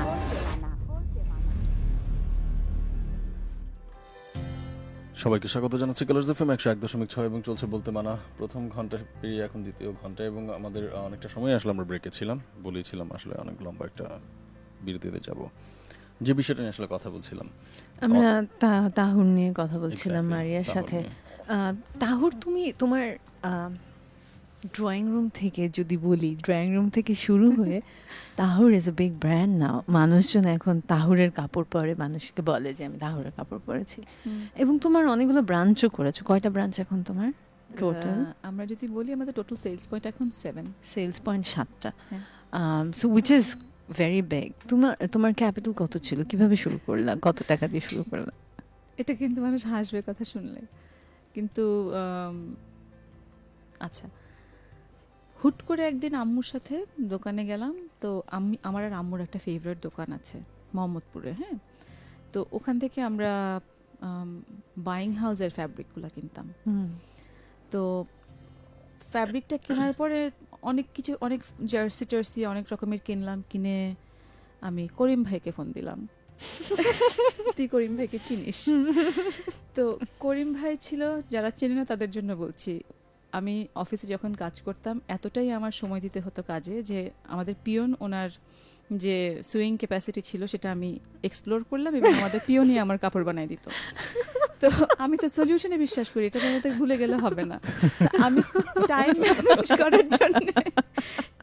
ম্যানেজ করার জন্য কাপড় কিনে করিম ভাইকে দিয়ে দিতাম। করিম ভাই আমাকে মেজারমেন্ট অফিসে নিয়ে নিত, আবার অফিসে ডেলিভারি করে দিত। করিম ভাইকে ফোন দিয়ে বললাম, করিম ভাই ফ্যাব্রিক হচ্ছে এই, এটা আপনি বানাইতে পারবেন? বলে, আপা এইটা তো আমার কাছে মেশিন নাই, এই মেশিন আমি, তবে আমি একটা, আমার পাশে একজন আছে, দিয়ে ট্রাই করে দেখতে পারি। তো গল্পটা একটু ছোট করে বলি। ওই সময় আমার chauffeur was over hearing me, যে ফ্যাব্রিক এইটা নিয়ে কথা বলছি, and he has been watching me for some time, right? যে আমি আম্মুর সাথে যাচ্ছি, গাদা গাদা কাপড় কিনে নিয়ে আসছি, কিন্তু কোনো বিকারবিহীন, জানি না আমি এটা দিয়ে আমি কি করব। তো পরে সে আমার সাথে পরিচয় করালো একটা টেইলরের, যে জার্সি ফ্যাব্রিক সিউ করতে পারে, কারণ তার কাছে মেশিন আছে গার্মেন্টসের, তার গার্মেন্টে কাজ করার এক্সপিরিয়েন্স আছে। তো তো আমি তাকে কয়েকটা ডিজাইন দিলাম। তো আমরা এর আগে বলছিলাম যে আমি ওই কিছু আউটফিট পরে যেতাম আমার মাস্টার্স ক্লাসে, এবং গিয়ে সবাই খুব পছন্দ করতো যে ওইটা তো খুব ডিফারেন্ট, এটা তো হিজাব করছো, আবার এভাবে পরছো, ভাল লাগছে, স্কার্ট হতে পারে, শ্রাগ হতে পারে। সো এই ধরনের কিছু ডিজাইন আমি ওই আমার যে টেইলার ওকে দিয়ে আমি বানিয়ে তখন আবার কিছুদিনের মধ্যে because I had the advertising and PR background, আমি কিছুদিন আগের থেকে কিন্তু পেজ শুরু করেছি, মানে 2012-এ। তখন কিন্তু ফেসবুক পেজ দিয়ে ব্যবসা করা এগুলো মানুষের তখন খুবই ছোট, বা আস্তে আস্তে হচ্ছে না, কম ছিল, খুব কম ছিল। হ্যাঁ, এটা তো একটা কমিউনিকেশনের মাধ্যম। তো ওটা দিয়ে কিন্তু আমি আমার গল্প বলা শুরু করলাম যে মডেস্ট ওয়্যার বা কাপড়টা এরকম হতে পারে, এই ধরনের আউটফিটস নিয়ে আসছি, চিন্তা করছি। এবং ভীষণ অনেক মেয়েদেরকে দেখলাম যে তাদের মধ্যে একজন আছে যে আমার তাহুরের পেজে প্রথম লাইক দিয়েছে এবং সে প্রথম আমার স্টলে এসেছে WVR ফেয়ারে, এবং সে still my best friend, that is Dilshad Munmun. Yes. So আবার আমাদের মেইন টপিকে ফিরে যাই। তো ওই প্রথম কিনেছি 10,000 টাকার কাপড়।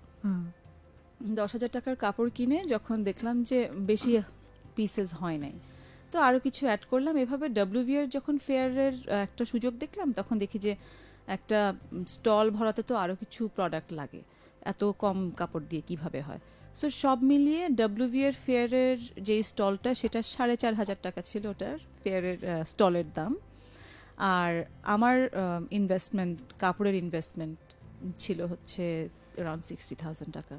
সো 64,500 টাকা দিয়ে আই হ্যাভ স্টার্টেড তাহুর, অ্যান্ড আলহামদুলিল্লাহ। আর বাকি জিনিস তো তোমাদের সামনেই আছে। আচ্ছা, আমার একটা গানের কথা মনে পড়ছে। গানের কথা মনে বলেই গান ফেলো। শুনবা? না, ওই যে রিসেন্টলি একটা গান ভাইরাল হয়েছে, যদি থাকে নসিবে আপনি আপনার নসিবে। আমি শুনি নাই তো। শুনি, গানটা অনেক সুন্দর, তাই? খুব অনেক ভালো, পপুলারও। পপুলার জানিস কিভাবে? কি জানো, কি যে করি, লেখাপড়া করি, আমি ইউটিউব শুনি না। বল। সো ওখান থেকে তুমি তাহুর শুরু করলা, ইনফরমেশনগুলো কোত্থেকে পেতা? যেমন অনেকে আজকাল অনেকে অনেক কারণে কাজ ছাড়ে, তুমি যেমন বাই চয়েস কাজ ছেড়ে এই কাজটা শুরু করলা বা ব্যবসা শুরু করলা। অনেকে, সবার কিন্তু সবসময় অপশন থাকে না, অনেকে কিন্তু হয়তো মানে বিভিন্ন কারণে, বাচ্চা রাখার জায়গা থাকে না, বিভিন্ন কারণে হয়তো কাজ ছেড়ে দেয় এবং আস্তে আস্তে কোনো ব্যবসা শুরু করার কথা ভাবে। আবার অনেকে কাজই করে না, নিজের কাজটাকে, নিজের প্যাশনটাকে ফলো করে। আচ্ছা, এখানে আমি একটা কথা বলতেই হবে, সেটা হচ্ছে আমি কিন্তু ব্যবসা করার জন্য কাজ ছাড়িনি, আমি কিন্তু হুট করে ইমোশনাল হয়ে কাজ ছেড়ে দিয়েছিলাম, কারণ আমি বাচ্চাদেরকে মিস করছিলাম। কারণ আমি আফটার 5 নিজের মধ্যে একটা ট্রানজিশন দেখতাম, আমি কাঁদতাম আফটার 5, মিটিং থাকতো এবং আমার motherly hormones were still extremely unruly. তো আমি দেখতাম যে আমার পারফরমেন্সেস, আমি নিজেই হ্যাপি ছিলাম না আমার পারফরমেন্সে, যেটা আমি আগে পারফর্ম করতাম সেটা আমি এখন পারছি না, এবং মনে হচ্ছে যে I am actually losing out my self. বাচ্চাদেরকে সময় দিতে পারছি না, company is also losing out on a good resource, কারণ আমি আমার বেস্ট পারফরমেন্স দিতে পারছিলাম না। সেখান থেকে দুম করে ছেড়ে দেওয়া 4 মাস কিন্তু বসেছিলাম, কিছুই করি নাই, এবং জানতামও না যে আসলে কি হতে যাচ্ছে। ওই সময়টাতেই মাস্টার্সের ওই ক্লাসগুলোতে দেখে আমার মনে হচ্ছিল যে আমি একটা চেঞ্জ অলরেডি অনুভব করছি, যে মানুষজন আমাকে দেখে ইন্সপায়ার্ড হচ্ছে, আমার আউটফিট দেখে ইন্সপায়ার্ড হচ্ছে। তখন মনে হলো যে এটাই হয়তো রিজন। সো ওখান থেকে কিন্তু স্টার্ট করা। সো যারা এরকম একটা জায়গায় ব্লক হয়ে থাকে, হ্যাঁ, তুমি অনেকে এই মানে মা হওয়ার পর অনেকে, আমার অনেক ফ্রেন্ডরা বলে যে, আমার একটা ফ্রেন্ড বলে ওর তো মানে শাওয়ার করতে যেতে ইচ্ছা করে না, অটুক সময় মিস করতে চায় না। অনেক ফ্রেন্ডরা বলে যে কাজ করতে যায় খুব গিলটি ফিলিং হয়, অনেকেই বলে। হ্যাঁ, সো তুমিও সেই কথাটাই বলছো। সো সেই জায়গা থেকে আজকে আমি একটু তোকে ইন্টারাপ্ট করলাম, একটা পোস্ট দেখেছি, হ্যাঁ, মানে জাস্ট ফেসবুকের একটা পোস্ট দিয়েছে একটা মা, একটা ছোট্ট মুখ কি কোনো বারান্দায় দেখা যায়? সো ও যখন চলে যাচ্ছে, I was crying seeing that post, যে ও যখন চলে যাচ্ছে ওর বিল্ডিং থেকে নিচ থেকেও একটা ছবি তুলছে, ওখানে বাচ্চার গুড়া একটা চেহারা একটা বারান্দা থেকে দেখা যাচ্ছে। ওই চেহারাটা দেখে মাদের অফিসে যেতে যে বুকটা ছিঁড়ে যায়, এটা সব মাই জানে। এবং যে যেতে পারে এবং যে যায়, সে যে কি কষ্ট নিয়ে যায়, সে যে কোনো চয়েস নাই বলে সে যায়, that everybody should understand that every mother who is leaving back their child and going to work is going because she does not have a choice. হ্যাঁ, so সেই জায়গাটায় যে যারা এরকম একটা জায়গায় আটকে আছে যে এই প্রচন্ড কষ্টটা নিয়েও থাকছে, আবার হয়তো এই কষ্টটাকেই প্রায়োরিটি দিয়েছে যে আমি কষ্টটা চাই না, কিন্তু নিজের একটা সত্তা তো কাজও করতে চায়, আইডল থাকতে পছন্দ করে না। সো যারা ওই জায়গাটা আটকে, তুমি বললে যে 4 মাস পর বা 4 মাসের মধ্যে তুমি আস্তে আস্তে অ্যাপ্রিসিয়েশন পেয়েছো এবং সামহাও তুমি হয়তো কোনো জায়গায় একটা লাইট দেখতে পেয়েছো। আমি লাইট দেখতে চাচ্ছিলাম, আমি লাইট খুঁজছিলাম। You have to look for it. So ওই জায়গাটায় হাউ উড ইউ মানে অথবা কিভাবে বলবা যে যারা খুঁজছে রাস্তা? হ্যাঁ, আমি সবসময় এটাই বলতে চাই যে প্রত্যেকের কিন্তু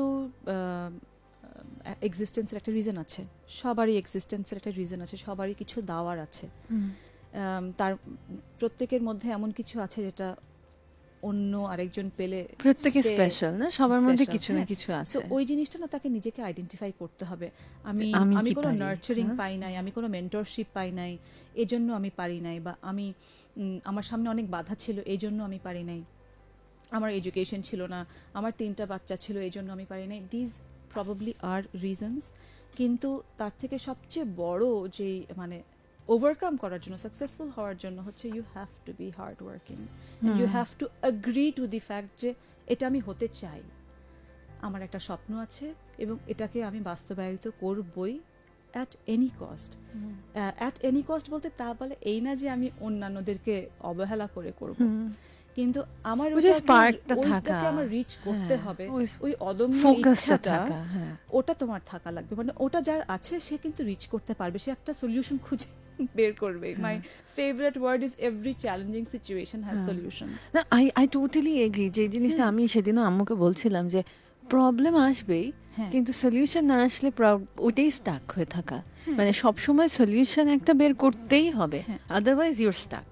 সো ওই জায়গাটাতে আসলে রিচ করাটা যেটা আসলে সলিউশন খুঁজতে হবে। সিচুয়েশন হচ্ছে crisis. Crises are beautiful because crisis springs out solutions. যে প্রথম ক্রাইসিস ক্র্যাক করতে পারবে সেই কিন্তু একজন innovator.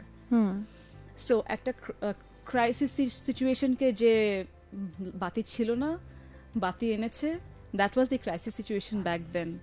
It was a solution. Every solution comes on with bang on successes. কারণ আমি আজকে বলছিলাম যে আমি যখন শুরু করেছি তখন কিভাবে ডিস্ট্রিবিউট করব জানতাম না।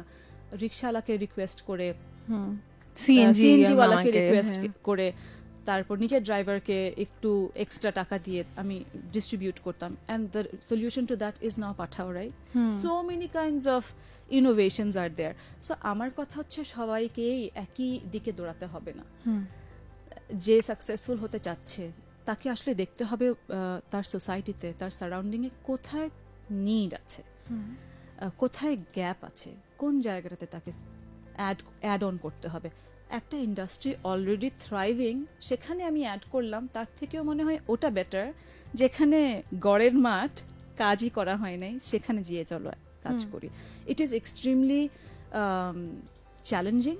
আমি আমার কথা দিয়ে বলতে পারি, কারণ আমি যখন স্টার্ট করেছিলাম তখন আসলেই খুবই ব্যারেন ছিল জায়গাটা, এবং সবাই কোয়েশ্চেন করতো যে এটা তুমি কি করছো এবং কেন করছো। কিন্তু আমি কিন্তু ওই জায়গাতে একটা ব্যারেননেস দেখতে পেয়েছিলাম এবং দেখেছিলাম যে ওখানে ডিম্যান্ডও আছে এবং সাপ্লাই নাই। ওই জায়গাটাতে কাজ করেছি। তো আমি এভাবে বলবো, তোমার কথার দিকে যদি আমি ফিরে যাই, যে যারা নিজেদেরকে এক্সপ্লোর করতে চাচ্ছে, সে নিজেকে এক্সপ্লোর করার সাথে সাথে তার এনভায়রনমেন্টকে, তার সারাউন্ডিংকে এক্সপ্লোর করতে হবে। তাকে দেখতে হবে যে কোন জায়গাটাতে কাজ করার আছে যেখানে সে কন্ট্রিবিউট করতে পারে। আরেকটা আমার কি মনে হয় মারিয়া, এরকম জায়গায় আমরা না অনেক সময় মনে করি কি, আমার একটা ফ্রেন্ড এই কথাটা খুব বলে যে hardest way is the right way বা বেস্ট ওয়ে। আমরা সবসময় মনে করি সেটা, বাট আমরা অনেক সময় মানে আমার মনে হয় আমাদের আগের জেনারেশনের মানুষ না, যেহেতু যুদ্ধ পরবর্তী জেনারেশন, তারা না অনেক হার্ডশিপের মধ্যে দিয়ে যায় এবং কষ্টটাকে না মনে করে this is life, sacrifice and all. হ্যাঁ, বাট আমার মনে হয় কি, প্রতিদিন হ্যাপি থাকাটা যে কোনো মানুষের অধিকার এবং সেটা নট অ্যান অপশন। প্রতিদিন হ্যাপি থেকেই একটা মানুষ লাইফে ঘুমাতে যাবে। লাইফে প্রত্যেকটা দিন হ্যাপি থাকাটা অপশন না, সেটাই সেটাই reality. নর্মাল, হ্যাঁ। সেটাই রিয়ালিটি। সেখানে যখন যেই এলিমেন্ট আসবে একটা মানুষের হ্যাপিনেস বা মানুষকে কষ্ট দিবে ভিতর থেকে, ওইটাকে সরাতে হবে। সেটা সরাতে যা লাগে আমার মনে হয় সেটা ডিপ্লোমেসি, নিজেকেই করে নিতে নেগোসিয়েশন, হবে। নিজেকে কারণ নিজেকে প্রত্যেকে করে ইটস নিতে অ্যান হবে। Individual thing. এবং সেখান থেকে তুমি যেটা বলছো যে আশপাশ দেখতে হবে আমি এবং চারপাশ ভিতর থেকে শিখছি, কন্টিনিউয়াসলি শিখছি। আমি আমার বাচ্চাদের স্কুলের মাদের থেকে শিখছি। দেখছি যে কিভাবে একটা মা, তার একজন স্পেশাল চাইল্ড আছে, মাটা নিজে cancer fighter. I think, I don't know if she is listening to me, I am so honoured that I know her. হ্যাঁ, কিন্তু উনি ঢাকা ইউনিভার্সিটি থেকে ইকোনমিক্স থেকে মাস্টার্স করেছে, but she is dedicating her life to her children because that is her choice now. ওনার একটা special child আছে, আর একটা বাচ্চা ক্লাস 2-তে পড়ে, আ ব্রিলিয়েন্ট চাইল্ড, অ্যামেজিং ছবি আঁকে। উনি নিজে একজন ক্যান্সার সার্ভাইভার, এবং the amount of positivity she is always exuberating, যে তুমি সেটা দেখলে তোমার ওনার আশেপাশে থাকলে তোমার মনে হবে যে ইউনো আমার ওনার কাছ থেকে অনেক কিছু শেখার আছে। সো আমার কথা হচ্ছে যে পজিটিভ থাকতে হবে, এন্ড অলসো এই Hardship যে থাকবেই। Openness two learning. আমরা অনেক সময় মনে করি যে সাকসেসফুল হয়ে গিয়েছি মানে লাইক আই নো, এই যে এই ওপেননেসটা, সেটা আমার মনে হয় সবসময় গ্রো করে একটা মানুষকে, বা ওই অপশনটা খোলা রাখে সবসময় যে শিখতে ইউ চাইতে হ্যাভ অ্যান হবে। Option to grow. হ্যাঁ, আমি জানি সব, তা কিন্তু হতে পারে না। মানে আমি যেটা বুঝলাম এটাই যে এন্ড, তা কখনো হতে পারে না। আরেকটা কি মারিয়াম, তুমি যেমন তাহুর যেখান থেকে শুরু করলা, এবং বড় বড় কিছু ব্রাঞ্চ খুলে ফেললা তুমি বড় বড় জায়গায়, যেটা ভিজিবল ছিল। আমার মনে হয় এগুলো করতে অনেক সাহস লাগে। হ্যাঁ, এই যে মানে ব্যবসা ভালো করলে ধরো প্রফিট আসছে, ওইটাকে যে আবার ক্যাপিটাল করে ইনভেস্ট করা, উইচ ইজ এ রিস্ক। এবং তুমি প্রত্যেকটা কাজ নিজ হাতে নিজে একা একা করেছো। হ্যাঁ, মানে মার্কেটিং থেকে শুরু করে ইসলামপুরে কাপড় কিনতে যাওয়া থেকে ইভেন তাহুর যখন অনেক বড় হয়ে গেছে তখনও তুমি এগুলো নিজ হাতে সব করেছো। সাথে যেটা তুমি বারবার বলছো যে বাচ্চাদের সময় দেওয়া, তুমি বাচ্চাদেরকে সময় দিয়েছো, ওদেরকে পড়াশোনা করাও, ওইভাবে তুমি তোমার লাইফস্টাইল এবং ব্যবসাটাকে সেট করে নিয়েছো যাতে দুইটা তুমি করতে পারো। এই যে এই বড় বড় চ্যালেঞ্জগুলো হাতে নেয়া, যে কনফিডেন্ট, তুমি কি জানতা তুমি পারবা, তারপরে করেছো নাকি ইটস জাস্ট না, ইউ নো you never অন্ধকারে know. লাফ দেওয়ার You মতো? never know. এটা কিন্তু কখনো তুমি জানো না। কিন্তু একটা জিনিস কি, এটা আমার ছোটকাল থেকে ছিল মনে হয়, যে জাম্প যখন করেছে, I have to swim across, and I can swim. এটা জানা যে আমি কত ভালো করে সুইম করতে পারবো সেটা আমি জানি না, but I have to swim across.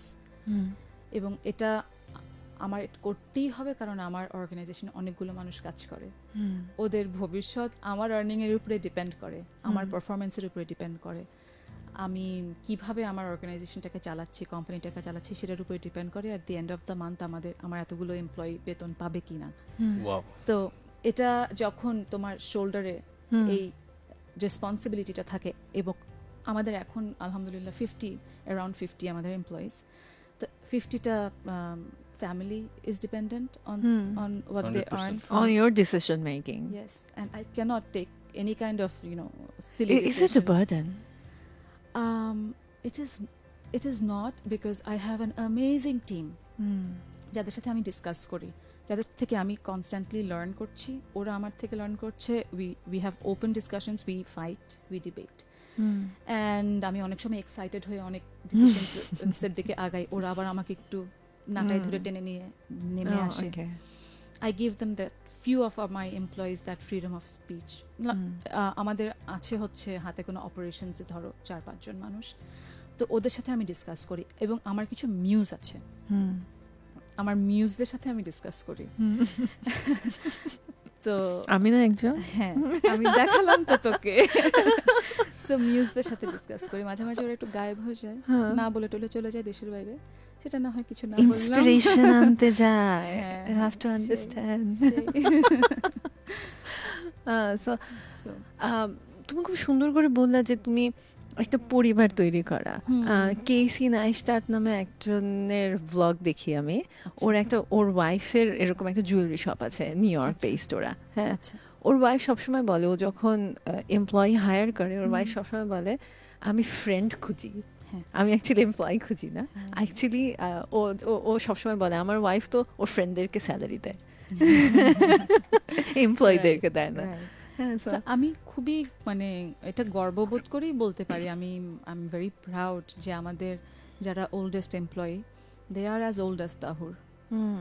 তাহুরের বয়স হুম, যতটুকু হুম। আমার সবচেয়ে ওল্ডেস্ট এমপ্লয়ীদের বয়স অত এবং ওরকম এমপ্লয়ি আমার 5-6 জন আছে কারণ আমি 5-6 জন দিয়ে শুরু করেছিলাম ঠিক আছে তা যেটা হয়েছে ওরা ওদের ফ্যামিলিকে এমপ্লয় মানে এনেছে ধরো হুম। ছেলে কাজ করতো হুম। এখন চাচা মানে ওর আচ্ছা। ওর ওর বাবা কাজ করে আমাদের অ্যাজ আ তাই? গার্ড হ্যাঁ।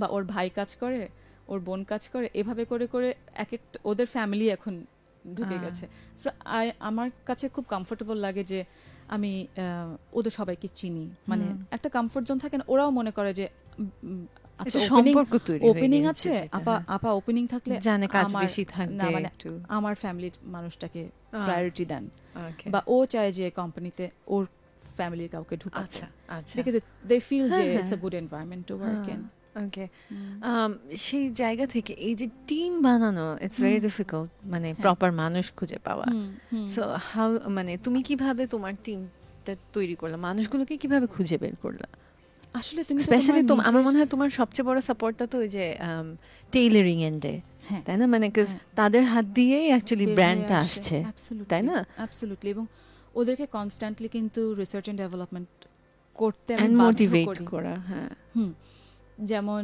এখন তো সবকিছু এই যে বললাম যে ইনফরমেশন টেকনোলজি সো অ্যাভেলেবল আমরা তো আমাদের ইয়াতে ফ্যাক্টরিতে ইউটিউবে ওইসব ওই জিনিসগুলো দেখায় যে নতুন ভাবে কাটিংগুলো কিভাবে করে আচ্ছা তারপর সো আমাদের ছেলেগুলো যখন খুব ব্লকড আপ হয়ে যায় যে একই জিনিস বারবার নতুন কিছু হচ্ছে না। সো নতুন কিছু যখন দেখে ওদের কাছেও মজা লাগে আচ্ছা। দেখতে এবং ওরাও ওটা ট্রাই আউট করে মাঝে মাঝে আমার থেকে বেটার ডিজাইনস নিয়ে আসে আমার টেলার মাস্টার আপা এই স্যাম্পলটা করছি দেখেন তো যে এই ও নিজে নিজে করে নিজেই Wow. করে একটা টুকরা কাপড় এটা ওটা দিয়ে বিকজ মানে ইন দ্য ফ্যাক্টরি মানে 1000 বছর আগে মানে প্রফার্স হ্যাঁ, থাকে of যে course. সেই সব কাপড়গুলো এখনো আছে 2-4টা টুকরা আমি যে তুই কোথা থেকে এসব প্রিহিস্টোরিক ফ্যাব্রিক নিয়ে বাইর করে বাট দেন হি ডাজ হ্যাঁ। New innovations that is what I keep on telling people তা আমার মনে হয় যে তুমি বললে যে কিভাবে আমি টিমটা বানালাম আমরা আসলে আমাদের অরার মধ্যে যাদের ম্যাচ হয় তাদেরকে কিন্তু আমরা অ্যাট্রাক্ট করি ট্রু হ্যাঁ ট্রু সো Somehow চলে আসে, না? somehow চলে আসে you attract those kind of people and then you have such bonding with them যে ওরা তো এখনো আছে আলহামদুলিল্লাহ হয়তো যতদিন তাহুর থাকবে ওদের কমফর্ট জোন যদি থাকে তাহুর দেন দে উইল স্টে সো এভাবেই কিন্তু এদেরকে খুঁজে পাওয়া এবং আর এই যে টিম বন্ডিংটা যে তুমি তৈরি করতে পেরেছো এটার স্ট্র্যাটেজি কি ইটস নট ইজি এটা খুব কঠিন এবং এটা কিন্তু একদিন করলে হয় না it's a constant thing it's like constant fuel করার তুমি মতো কিভাবে গাড়িতে জানো যেমন টিম বন্ডিং আছে আমিও তো একবার ব্যবসা করার চেষ্টা করছিলাম না আচ্ছা ওইটা না থাকলে তো আমার- ব্যবসা হবে না আচ্ছা অফকোর্স বন্ডিংটা আসলে কিভাবে হয়েছে আমি আসলে জানি না আমরা ট্রিপে যাই অ্যাজ টিম আমরা ট্রিপে যাই আমরা বছরে 2বার 2-3বার ঈদের সময় 2 ঈদে বৈশাখে আমরা সব এমপ্লয়িজরা একদমই গ্রাউন্ডে ফ্লোরে বসে সবাই একসাথে সবাই রান্না করে নিয়ে আসে এইগুলো হচ্ছে ভিজিবল অ্যাক্টিভিটিস যেটা আমরা করি মানে যেটা ফিজিক্যালি তুমি দেখতে পাবা যে ওরাও জানে যে ওই সময় এটা হবে মানে তোমাদের কিছু সেলিব্রেশন আছে একসাথে celebrations থাকে হ্যাঁ তারপরে এটা করতে করতে যেটা হয়ে গেছে যে ওদের নিজস্ব একটা গ্রুপ আছে মানে গ্রুপ আছে অ্যাজ এন ওই হোয়াটসঅ্যাপ গ্রুপে আমি নেই ওরা প্ল্যান করে সিক্রেট প্ল্যান করে হ্যাঁ সিক্রেট প্ল্যান করে আমার বার্থডে ধুম করে সেলিব্রেট করে ওয়াও সো এরকম How জিনিস sweet, হ্যাঁ হ্যাঁ। হ্যাঁ তারপরে সিক্রেট প্ল্যান করে হঠাৎ করে আমি হয়তো 1 তারিখে জানুয়ারি 1 তারিখে অফিসে যাব না প্ল্যান করেছি হয়তো আমি ভেবেছি যে আমি 1 তারিখে অন্য কোনো আমাকে কিভাবে ফুসলায় অফিসে দ্বারা নিয়ে আসবে এবং তারপরে নিউ ইয়ার সেলিব্রেশন হবে সেরকম করে সো ওটা ওরা ওদের নিজেদের প্ল্যাটফর্মে প্ল্যানিংগুলো করে তারপরে এক্সিকিউট করে সো এই জিনিসগুলো কিভাবে হলো এই জায়গাগুলো তুমিও তৈরি করার জায়গা দাও হ্যাঁ নিশ্চয়ই না হলে আসলে অফিস এনভায়রনমেন্ট একটা এমন ব্যাপার যেটা তুমি এসে একটা নতুন এমপ্লয়ি এসে কিন্তু বানাতে পারবে না ও কিন্তু ওখানে নিজেকে ঢেলে সাজায় না যে নতুন অফিসে জয়েন করেছি এই অফিসের এনভায়রনমেন্টটা যেরকম আমাকে তো সেভাবেই চলতে হবে সো ও অন্যান্যদের থেকে ফ্লেভারটা পায় অন্য এমপ্লয়ীদের থেকে কিন্তু সেই ফ্লেভারটা পায় যে কদ্দূর করা যাবে কি করা যাবে তো আমার মনে হয় যে প্রথম থেকেই হয়তো ওরা ওই ওয়ার্মথটা পেয়ে আসছে, এবং আমি আসলে ওয়ার্মথ ছাড়া কাজ করতে পারি না। আমার প্রত্যেকটা এমপ্লয়ির নাম আমি জানি যে কে কখন ম্যাটারনিটি লিভে যাবে, কে কখন ফেরত আসবে। মানুষ ওরা আমাকে এসে বলতে পারে যে আপা আমি কিন্তু মাত্র 5 মাস হয়েছে জয়েন করেছি, কিন্তু আমি কি আমার জবটা কি থাকবে, they can come and have and talk. এবং আমাদের এটা হয় কি বলতে মানা নেই, হ্যাঁ বলতে মানা নেই। সো আমি এরকম ওদের I hold on to their job. যেমন ওদের হয়তো ও হয়তো ম্যাটারনিটি সময় যে যাবে ওই সময় যে অ্যামাউন্টটা পাওয়ার কথা ওটা হয়তো পাবে না, কারণ সে মাত্র জয়েন করেছে। কিন্তু যারা ওল্ডার এমপ্লয়িজ তারা হয়তো যেটা পাবে, ওর যারা নতুন জয়েন করেছে তাদের জন্য যেই সুবিধাটা সেটা হচ্ছে ওর জবটা রাখা হবে। ও যে 5 মাস বা 6 মাস যে সময়টুকু থাকছে না, ওই সময় আরেকটা মানুষকে আমি তখন রিক্রুট করছি না, করলে ও আসলে ও আবার she can come back to work. তো এই জিনিসগুলো থেকে হয়তো ওরা ফিল করে যে এটা একটা কমফোর্টেবল, একটা সিকিউরড একটা জব, যেখানে ওরা অনেকের ব্যবসায় আমি দেখেছি টিম কিন্তু খুব র্যাপিড চেঞ্জ হয়, মানে ওই মানুষগুলো সবসময় একসাথে থাকে না। হাউ ইম্পর্ট্যান্ট ইজ ইট যে একটা ব্যালেন্স টিম থাকা? আমার মনে হয় ইটস আ স্ট্রেংথ যে কোনো ব্যবসার জন্য। কিন্তু নতুন মানুষদেরকেও অ্যাড করতে হবে, পুরনোরা তো আছেই, কিন্তু নতুন মানুষরা যখন অ্যাড অন হয়, ভার্সেটালিটিটা যখন আসে, আমি যেটা চিন্তা করতে পারতাম না সেটা একটা নতুনত্ব আসে। হ্যাঁ, আমি তো এখন আমি জানি না আমার বাচ্চাগুলো শুনছে কিনা, বাচ্চা মানে আমার অফিসের বাচ্চাগুলোর কথা বলছি। আমাদের টিমে কাজ করে হচ্ছে 4 জন অপারেশনসে। তো রিজওয়ান হচ্ছে আমাদের manager, he is a new person. ও 1 বছর হলো এসছে এবং 1 বছরের মধ্যে অনেক চেঞ্জেস কিন্তু করার চেষ্টা করেছে। কিছু সাকসেসফুল হচ্ছে, কিছু নিয়ে আমরা এখনো কাজ করছি। ফারিহা একটা মেয়ে আছে আমাদের প্রোডাকশন দেখছে, সে ইকোনমিক্সে মাস্টার্স করছে, বাট পার্ট টাইমও আমাদের এখানে, পার্ট টাইম এজ ফুল টাইমই করছে। ও তো ক্লাসেস থাকে সন্ধ্যাবেলা, সো সন্ধ্যার সময় ও মাস্টার্স করছে ইকোনমিক্সে। another girl extremely talented একটা মেয়ে আছে আলিনা, ও আমাদের অনলাইন সেলস অ্যান্ড কমিউনিকেশনস দেখে। এই যে নতুন জেনারেশনের, মানে আমরা তো একসময় নিজেদেরকে ইয়াং ভাবতাম, এখন তো বুড়া হয়ে গেছি। এন্ড অলসো অনেক টেকনোলজিক্যাল অ্যাডভান্সমেন্ট থাকে যেটা অনেক লেয়ারে, যেটা আমরা হয়তো বাইরে থেকে বুঝতে পারি না। সেটাই। সো এই ধরনের কাজগুলো আমার মনে হয় নতুন মানুষ যখন অ্যাড অন হচ্ছে তখন কিন্তু অনেক ভার্সেটাইল হয়, এবং তুমি নতুন মানুষ যাদেরকে তুমি অ্যাড অন করছো, ওই যে তোমার টেস্টের মানুষজনই কিন্তু শেষ পর্যন্ত তোমার সাথে থেকে যাচ্ছে। হ্যাঁ, আচ্ছা, আমাদের কি ফেসবুক ব্রেকে যেতে হবে? আমরা চাইলে আর 5-6 মিনিটের মতো পাবো, আসলে ব্রেকে না গেলেও হবে।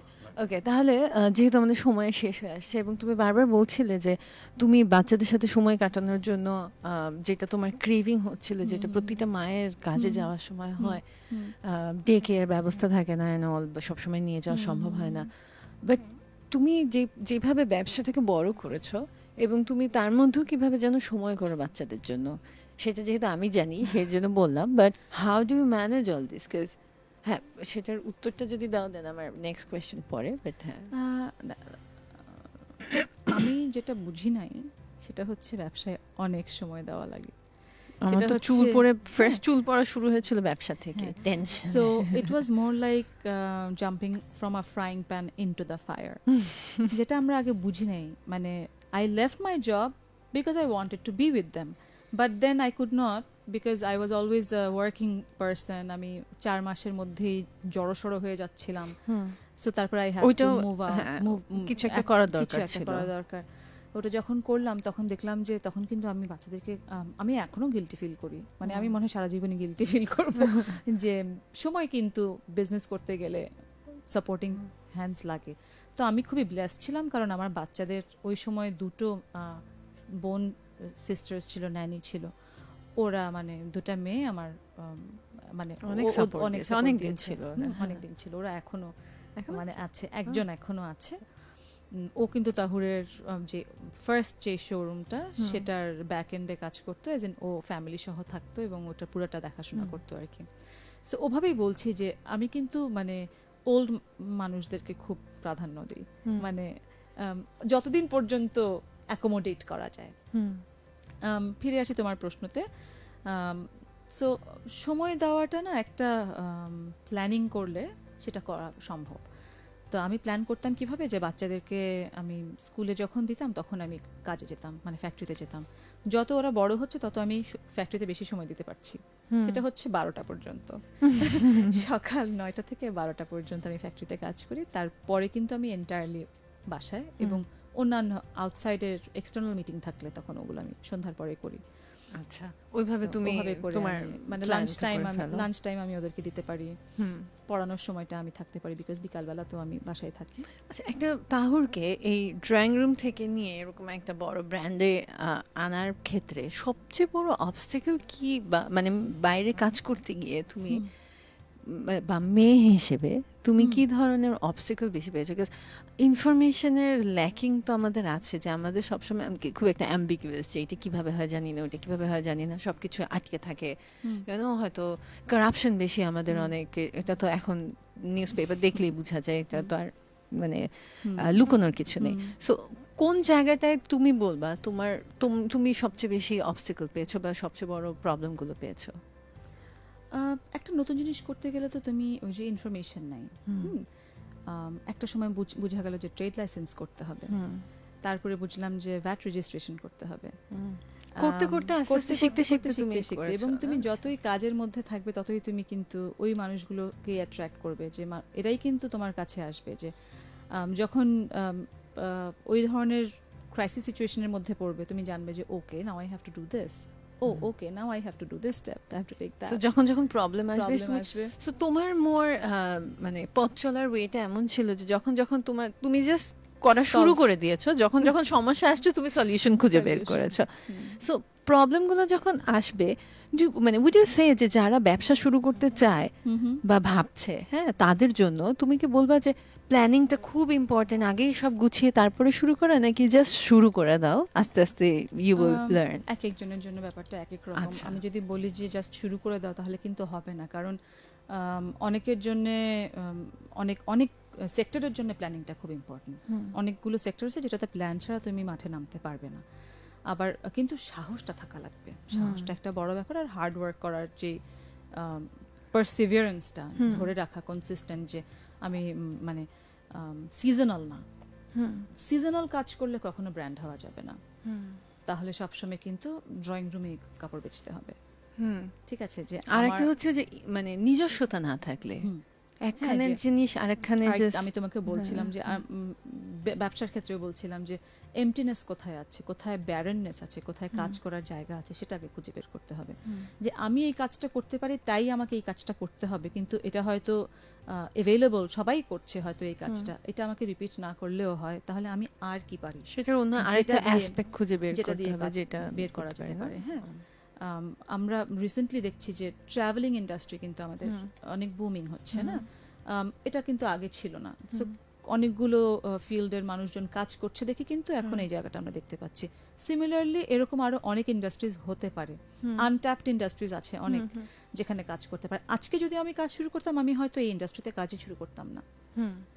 আমি যদি আজকে আমার মাথায় আইডিয়াটা আসতো যে আমাকে কিছু করতেই হবে, তাহলে হয়তো আমি এই ইন্ডাস্ট্রিতে জাম্প করতাম না, বিকজ আমি দেখছি যে অনেকে কাজ করছে। সো এখন কম্পিটিশনটা অনেক হাই, স্পেশালি এই ইন্ডাস্ট্রিতে।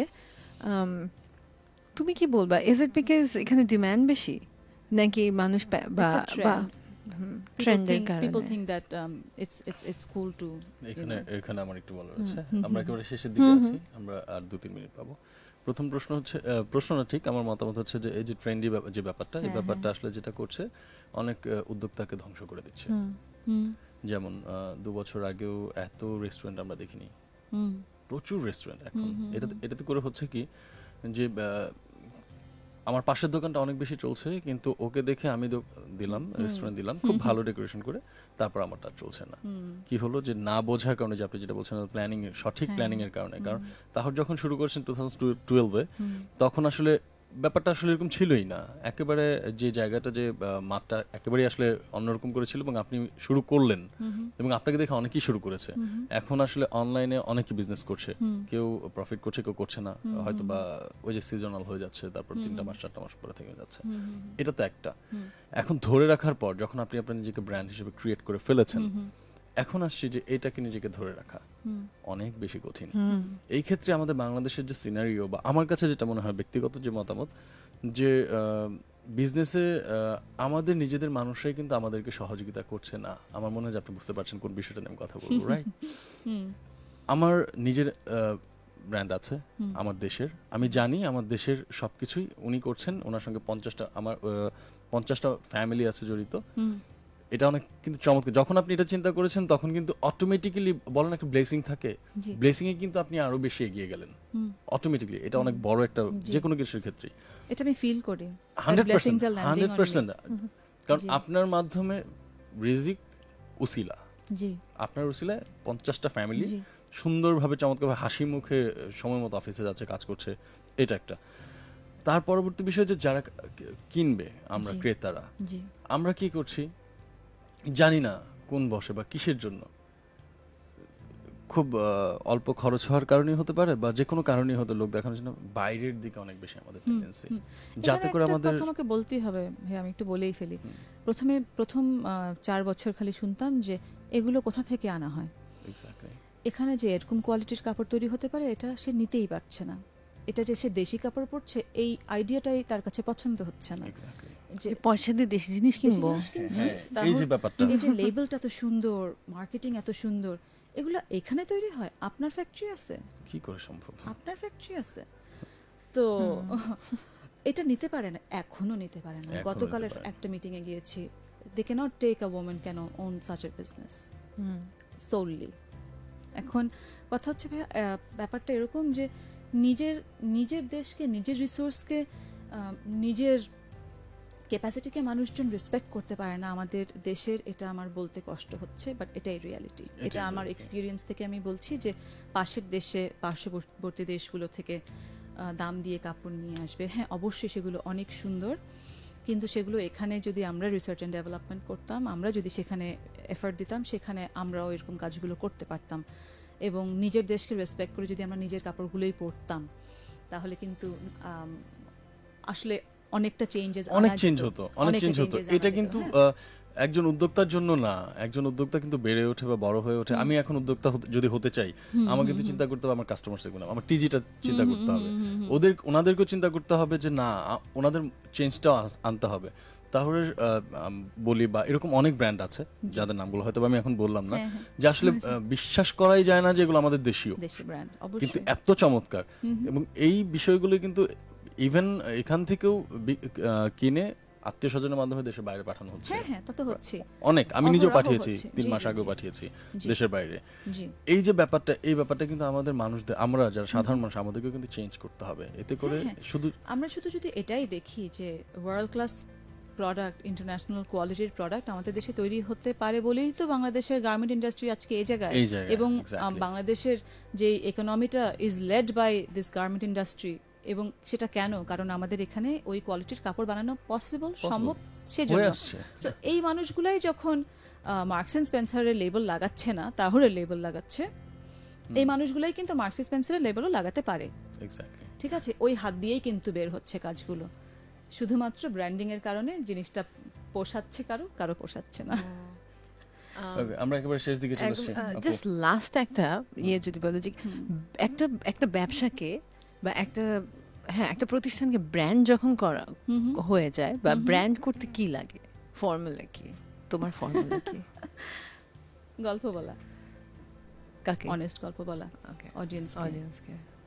এই যে আমি বললাম যে আমরা সবসময় আমাদের প্রসিজিওরটা দেখাই, আমরা কিভাবে বানাচ্ছি, কিভাবে কাজটা করছি, এবং আমাদের রুটটা। আমরা কখনোই এটা বলতে শাই ফিল করি না যে আমরা একটা ড্রয়িং রুম থেকে এসেছি। ঠিক আছে, we feel that we are an extremely honest brand. We say, আমি যখন থেকে ড্রয়িং রুমে কাপড় সেল করতাম এবং এখন পর্যন্ত আমি এটাই বলি আমাদের এখানে বানানো। এবং আমি কখনোই বলি না যে এগুলো বাহিরের। হ্যাঁ, এটা অনেকেই বলতে পছন্দ করে, কখনোই আমরা সেটা বলি নাই। কখনো আমরা পার্শ্ববর্তী দেশে ভিজিট করি নাই ফর ফ্যাব্রিক অথবা রিসোর্সেস। আমি চেয়েছি আমাদের দেশের জিনিসগুলো দিয়ে কিভাবে কাজ করা যায়, এবং সেভাবে ইনশাল্লাহ কিভাবে যেন একটা ব্র্যান্ড দাঁড়িয়ে গেছেও। তো আমি ঠিক ফর্মুলাটা জানি না, কিন্তু আমি এটা জানি যে এমপ্লয়ীদের সাথে অনেস্ট থাকতে হবে, আমার যারা ক্রেতা, আমার যারা অডিয়েন্স, তাদের সাথে আমার অনেস্ট থাকতে হবে কমিউনিকেশনে। এই কয়েকটা জায়গায় নিজের সাথে ট্রান্সপারেন্ট থাকতে হবে। এগুলো ঠিক থাকলে হয়তো একটা ব্র্যান্ড দাঁড়িয়ে যাওয়া সম্ভব। সো আমার মনে হয় যে যারা আজকে আমাদেরকে শুনেছেন, তারা যারা কেউ ভাবছিলেন যে ব্যবসা করবেন কি করবেন না, সো আমি তো বলবো যে শুরু করে দেন, ওই যে প্রবলেম থাকলে সলিউশন আসবে। সেটাই। সো আমাদেরকে এখন চলে যেতে হবে। এক্স্যাক্টলি, আমরা একেবারে শেষ দিকটা এসেছি। Okay. আপনি চাইলে থাকতে পারেন। না, থ্যাংক ইউ, আমাকে যেতে হবে বাসায়, বাবুরা ওয়েট করছে। আমার ভিতর থেকে সব কথা বাইর করে ওকে, আমরা আজকের মতো এখানেই শোটা শেষ করবো এবং প্রতি আপুকে অসংখ্য ধন্যবাদ। আর আইন আপু ধন্যবাদ দেবে না, কারণ আমি ঘরের মানুষ।